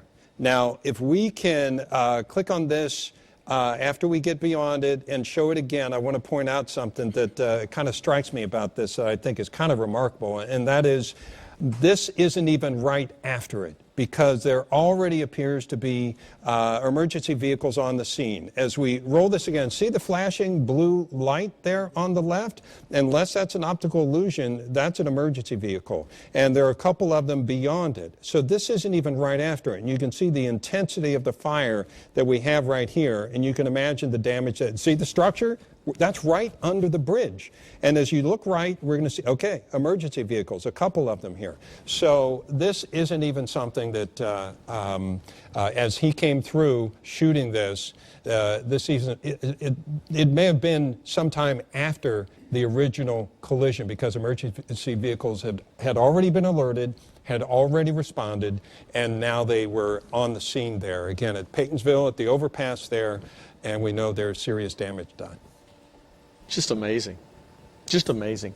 I was also doing a little research at the TDOT website just to get a little more information about the whole proposal of this new bridge. And looking back, it was actually proposed back in 2006. And the engineering company that proposed all this was Sane Associates out of Birmingham, Alabama. They projected the cost at that time. They projected the cost to be $20 million for the bridge. And then it went up? It's undoubtedly with inflation. Well, we understand that when it did start, which was last October, it was up to $46 million. Well, that 46 also included the widening of the interstate. Yes. I'm talking about just the bridge itself. Okay. So the bridge itself, and once again, these numbers may be way off by now. Okay, so now you look at a scenario in which you may have to take down a bridge or two. Yeah. The new one, we kind of have a feel. This is not confirmed, okay? We're just talking about what looks like from the information we have so far this morning, what looks likely. What looks likely is that new bridge has to come down. Yeah. They have said the structure is damaged, and there's a problem that it's probably going to come down. So if it doesn't come down on its own, or even if it does, you have to take it apart. Then the existing structure, is that going to survive? Do you take that down? There's a cost associated with doing that, and you haven't even built anything. Exactly, yeah, and you're left at zero. I mean, you don't have anything, no way to get from one side to the other right there. And this is a major artery, by the way, into the southern side of Franklin. Right. Franklin being on the west side of the interstate. Yeah, and we're looking right here on the east side. I believe this is Samantha, I think you're her right, side, as we looked at the collision with the column coming as the truck went south from north on the right side going south to the left, and that's where the collision occurred. And you know, obviously, if they do have to take these bridges down, which it appears they're going to have to take the new construction down, then that shuts down I-65 north and southbound. Now, I don't want to be one of those people that speculates and gets it wrong, so we think from the information we have that may happen. And it's certainly from what we're seeing and from the information we're given. Right. Certainly the new one looks in jeopardy for sure. Yeah. And so engineers are working on that right now, and hopefully we'll have more information about that as we kind of go through the day so we can give you more about exactly what's going to happen. But obviously the impact of this entire situation is just major for all areas south of Nashville along I-65, and travel in that direction may be diverted for some time. We'll see. Looking outside right now from our sky eye, give you an idea of what's happening weather-wise. You can tell we've got mostly clear conditions out there. A little hazy. We've got a little more humidity that's coming back into the area for today. 70 degrees at the current time. The wind is still calm. We haven't seen any kind of a wind this morning. It's been calm all morning long. Humidity is at 81%. So you can feel the air a little bit when you step outside this morning. Now, looking at the temperature profile for the day, it is going to be warmer. 77 degrees pretty easily by 10 o'clock this morning. We're already at 70. 83 degrees by noon, so warmer lunchtime. 86 degrees at 2 o'clock, and 89 appears to be the high. That will be around 2 o'clock this afternoon. After that, we'll drop off, but it'll be slowly down to 86 degrees by 6 o'clock this evening, 79 by 8 o'clock, 74 by 10 o'clock. And it does appear as though we're going to have mostly clear skies today. There will be some puffy cumulus clouds kind of coming through, but those are the fair weather clouds that really shouldn't be a problem for us at all. Now, the heat continues for tomorrow. 93 degrees on Saturday with partly cloudy skies. And once again, humidity levels picking up a little bit more as well, so you'll notice that out there if you're heading out to the lake. And on Sunday, it looks like 92 degrees, partly cloudy skies, but the chance of rain here is up to 40%, especially as we head into the evening hours. So humidity levels certainly are up by then. The winds will be coming in from the south. 93 on Saturday, 92 degrees on Sunday. So you may be looking for the lake on the weekend, trying to find a place to cool down. UV index is going to be on the high side, and lake temperatures are running around 84 degrees at the surface, and certainly that's true in most of the area lakes. It is colder than that when you get to some depth. Our forecast for the next several days looks like this then. After our weekend in the 90s, it looks like the 90s early next week. The best chance of rain appears to be on Monday. Then on to Tuesday, 30% chance of rain, 30% chance on Wednesday, a 20% chance on Thursday. High temperatures will continue in the low 90s, up to 93 degrees by the time we get to Thursday. And overnight low temperatures back into the 70s as well. So it's going to be warm and it's going to be muggy, and it looks like it's going to be typical August weather coming up for us especially by the time we get to early next week with that chance of a scattered afternoon thunderstorm just about every day. Lots of heat and humidity, Bob. Well, we can't escape it. We're lucky to have gotten this far. Let's get down to Jennifer. Jen, what's the latest down there? I know we're awaiting the press conference. We are, Bob. What I wanted to let you know was that just a couple of minutes ago, I was over by the overpass, and I saw a restoration-type crew headed down to the scene, and I asked the guy who was driving by, I said, did you guys get the call in to start trying to clean up some of this mess? And he said, yeah. So, and one of the things that he said to me, he said, man, this is twice now in a week, referencing the previous tractor-trailer fire that they had to deal with. So what I can tell you right now is that, you know, as we move through these phases of this process, that there are now crews going down into the crash site down below the bridge where there is so much burnout, where there are, you know, fuel type problems down there that they've been trying to soak up, so that at least one of these companies is now going down in there to try to assess the damage and see how they might be able to help with the cleanup and moving forward. The good news with regards to some of those environmental concerns, fuel, fire, that kind of a thing, Sergeant Warner from Franklin Police did tell us that they had no concerns about anything getting into a water supply or anything like that. So that looks to be good to go. But again, kind of moving into another phase this morning as we will continue to move forward. They are taking some of those crews down there to take a look at what exactly they can do to make sure that the environmental issue here is contained. To talk to the police again. They're expected to have a media briefing any time now. What is it you want to find out at this point? Well, I think one of the things that everybody around here wants to know is when and if they will reopen the interstate. I guess when will happen, but the bridge is the big if right now.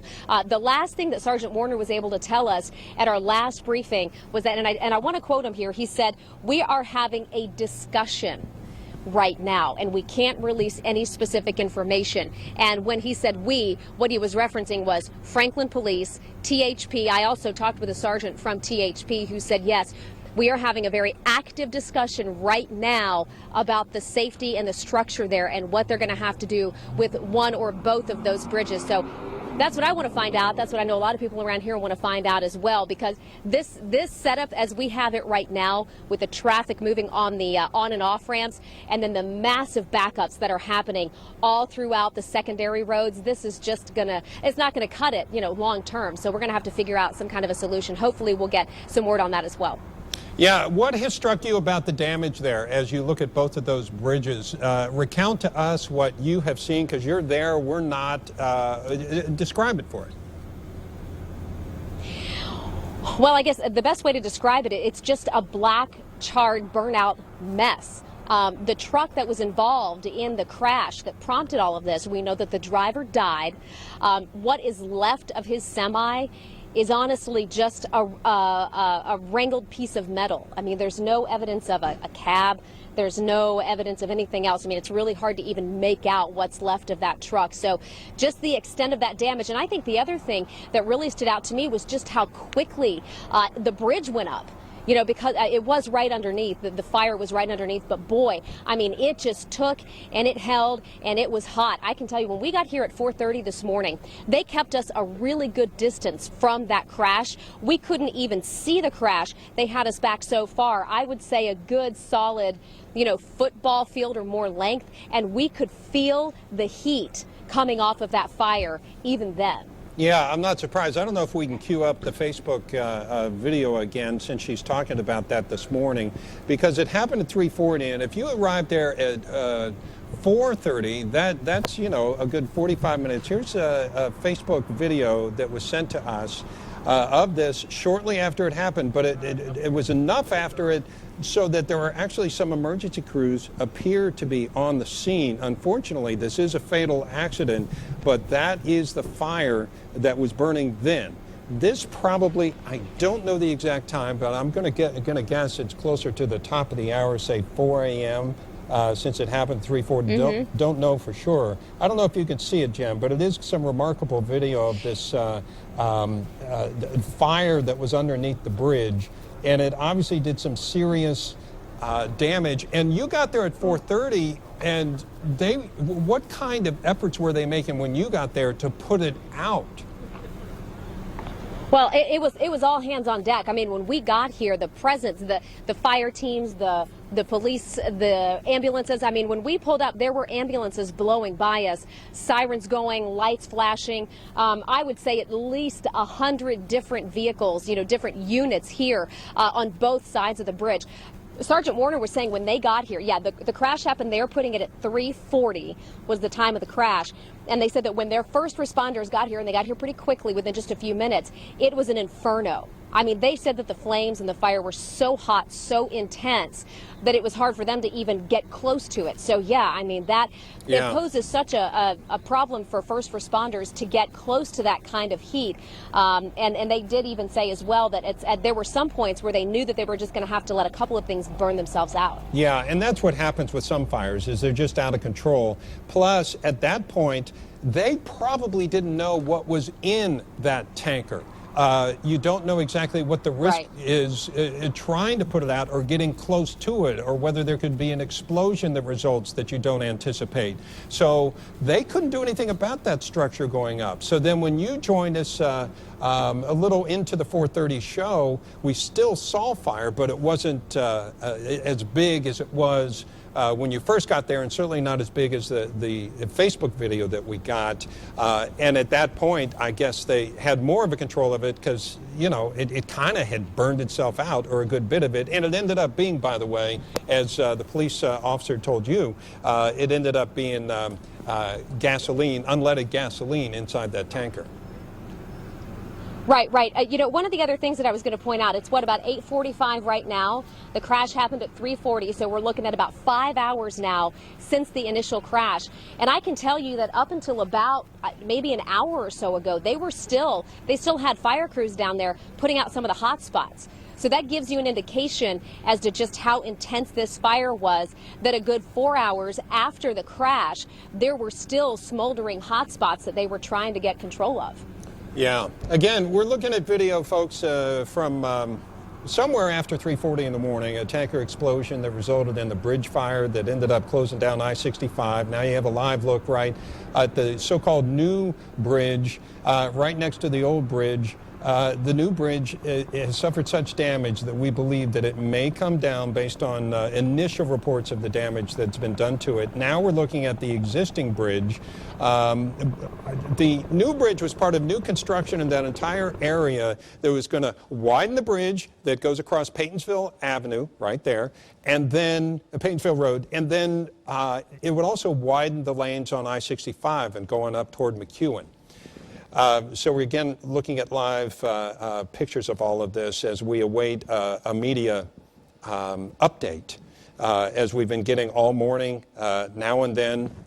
And so let's get, as we look at those shots of, especially you got to feel for the truckers that may have been coming this way and not know that that's going on. I mean, this may not help them unless they're streaming us, but that's a significant problem. Huge problem.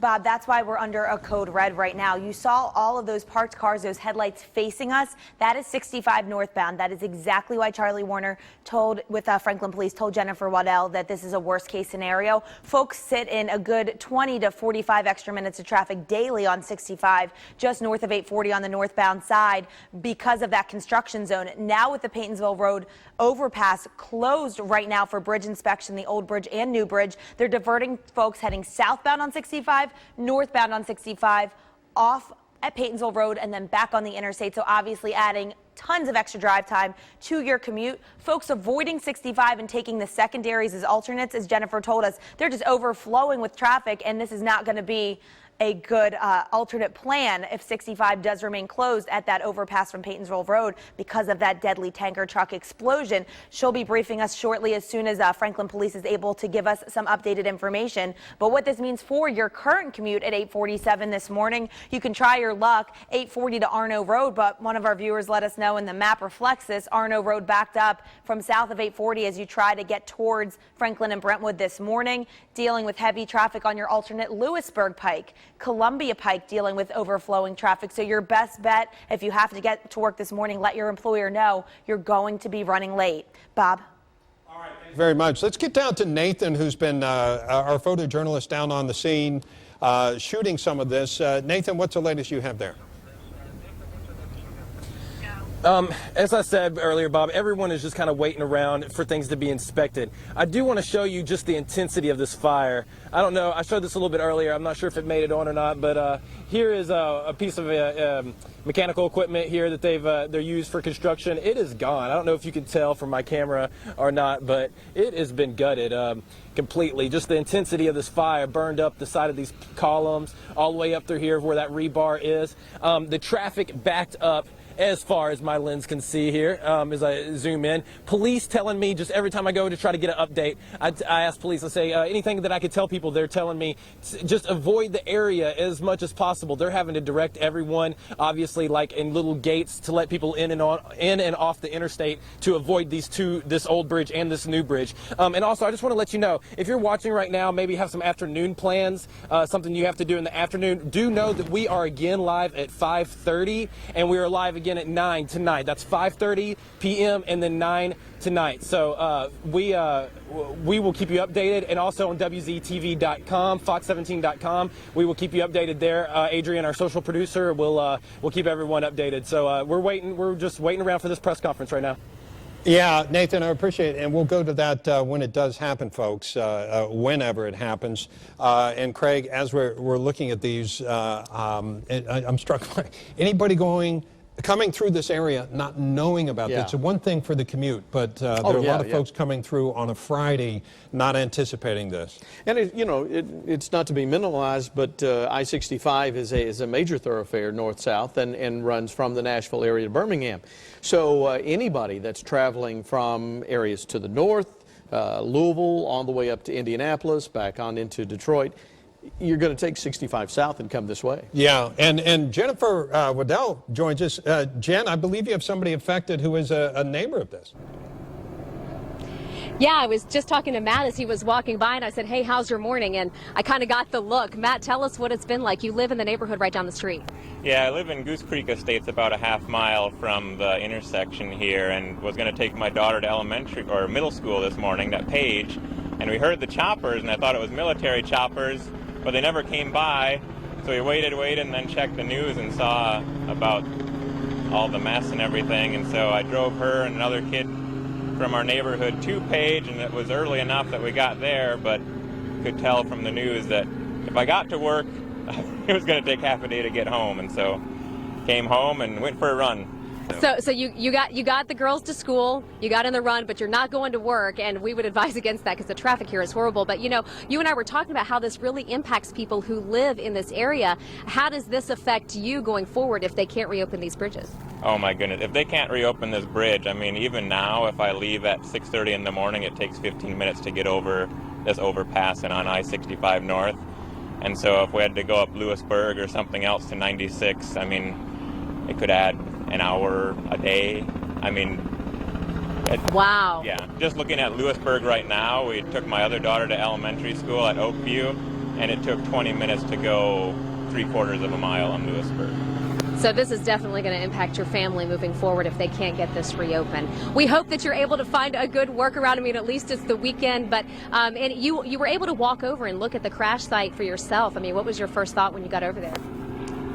Yeah, and there's a couple, I don't know if it's other construction workers, there's a lot with Berry Farms going on here, but they kind of showed me a good vantage point, and I mean, kind of as your news has been showing, just, charred and black, and if you come around and see the new bridge, I mean, you can see the girders are bowed, and that just did not seem like a good sign. Yeah. Well, Matt Doberful, thank you so much for taking some time out of your morning run. Sure. And boy, I hope they get this worked out for you and everybody else living close by. Yeah, thanks. All right, have a great morning. So, Bob, that's the perspective. You've been asking, how are people affected, and what are the questions that people really want to get answered, and you just heard it from one of the neighbors here. That's what we're looking at. Yeah, Jen, when's the presser? I know it's any moment now. Did they give you a feel for when it's going to be?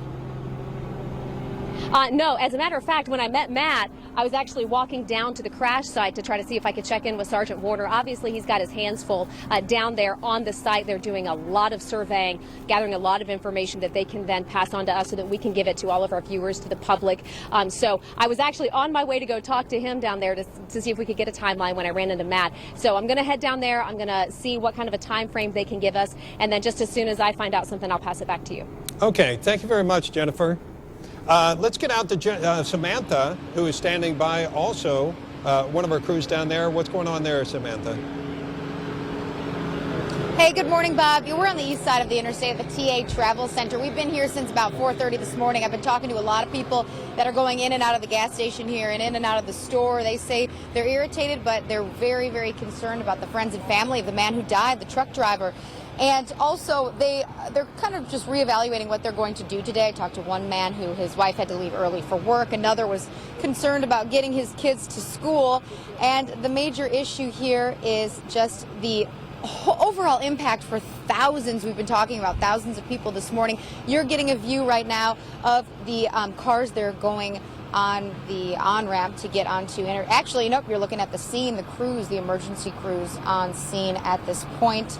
We've been here looking out over toward the accident all morning. Earlier we saw, we could see the fire when we first arrived. I talked to a man who was actually in the spot that we're standing. He saw it happen.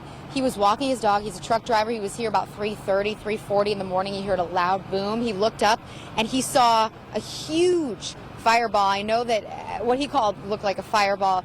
We saw some viewer video of someone driving on the interstate earlier this morning, and as you can imagine, a scary situation. So he grabbed his dogs that he was walking and he ran back to his truck. He is okay, but just, chatting with a lot of people here about how it's affecting their day.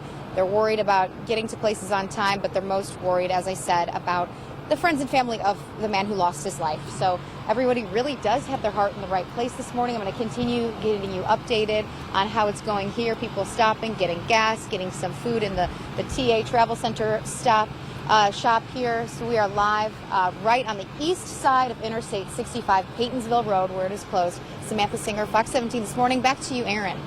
Yeah. Samantha, we're all at the desk taking a look at this incredible video we got from one of our viewers this morning. Bob had been estimating, and we agree, that this had to be after 3:40, sometime before 4 o'clock this morning, just engulfed in flames. That deadly tanker truck accident right there hit a pillar. 65 on the southbound side. He was traveling northbound and was able to capture that look. Yeah, as we re-rack this and keep running, it's just amazing that this happened, and happened where it did, where all this construction was going on, where, by the way, there was other equipment which looks to have been burnt, and also a great deal of wood on the scene to help that and construction equipment as well. Yeah, exactly. And then the wood supplying the fuel to make it burn even longer and hotter in that area. And this is an area where you're getting a great deal of construction. By the way, we're looking here, and mean no disrespect to what happened here. A gentleman lost his life. I believe it's a gentleman who, the truck driver did crash at 3:40, ran into a column. Right. And a lot of construction going on in this area. And Franklin police saying that speed was not a factor, it does not appear, at this point. You don't know what happens. Truckers, they work hard. They keep odd hours to avoid the traffic, which, by the way, Aaron, you're half of the deal with, they're half of the deal coming through. I mean, you can just tell from some of the shots we have. I don't know if we can take what Nathan had, where you see there are probably more tractor trailers on that road right now. Just literally parked. Yeah, they're not going anywhere. And maybe they left Alabama this morning having no idea this happened. Now, they have their CBs and all things that. Like that. But still, they may not know. But I don't know if we can get a is, shot of the traffic in the distance, but a lot of semis. The problem for those semis is they're going to have to get off the overpass and hook back onto 65, because those small secondaries are not really an option for those large semis. See all the semis? Delay. And every morning, Bob, folks that live in Spring Hill and Franklin battle a good 15 to 45 minutes of extra traffic on 65 northbound around 840 Peytonville Road area. And the perspective you're looking at now, this is over on the west side of the interchange, and we're looking back toward 840. Yes. So that's the traffic that's northbound. Which is south. We're looking south. We're looking south, so that's the northbound traffic that you're looking at back up and easily backed up past Saturn 840. Parkway, easily towards Saturn Parkway. And the problem, which is why we're under code red all morning long, is because we don't know when that stretch of interstate under those two bridges, the old and new, will reopen. open. We're waiting for that pressure. Jennifer Waddell was just checking in with Franklin Police to see when we're able to get a new update, but bridge inspectors, deadly accident investigation crews on location as well, so they have a lot of work to do out there. And you know, Charlie Warner said earlier this morning, he told Jen that this was a worst case scenario. Right.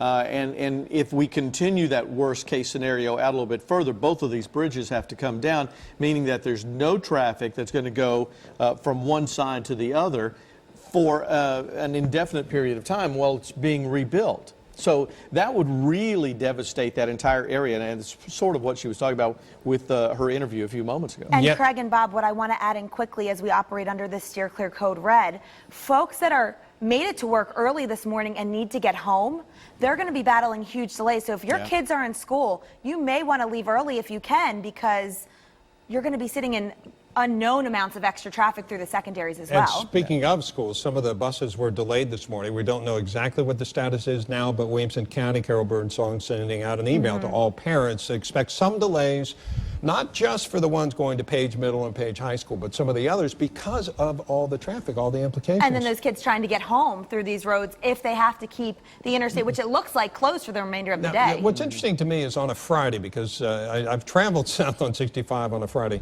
a lot of times it gets stacked up earlier than you would expect because everybody thinks they're going to beat the traffic, right? Absolutely. And what happens is you end up you're just one of everybody else that had that great idea, and you get backed up, and that's without any accidents. And by the way, that's in an area where it goes from 4 lanes to 3 lanes at Concord Road, and then again down once you into hit 2 Peytonsville. lanes. Yes, on each side to make sense. By the way, we're awaiting a press conference. I believe we're going to try to stay on until that happens. Yes.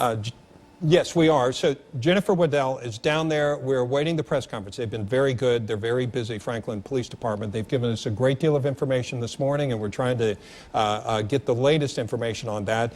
Aaron, why don't you give people an idea how to avoid this? Because now, even if you're at work, now you got to worry about getting home, Bob. Right, because I hate to say this, but I don't think this is going away today. With the potential for that structural damage to the new as well as the old bridges, since there's 2 bridges out there that need inspection, I think they're going to keep everyone safe. You're going to still have to exit the overpass. Obviously, we're going to get a strong update from Charlie Warner and Franklin Police soon, but as for now, north and southbound side being diverted to Peytonsville Road exit off ramp because you cannot drive under that portion of the interstate, and then rerouted back onto 65. Now, we showed you that incredible live view. 65 northbound backed up way past 840 towards Saturn Parkway. You're looking at least an hour delay on the northbound side. Southbound traffic, you're going to hit about a 45-minute delay because of the backup when you route off of the interstate and back on. It's the northbound side right now that's the main concern. However, for your ride home today, you're going to flip that. Those folks heading south are going to hit some big delays trying to get home to Spring Hill and Franklin.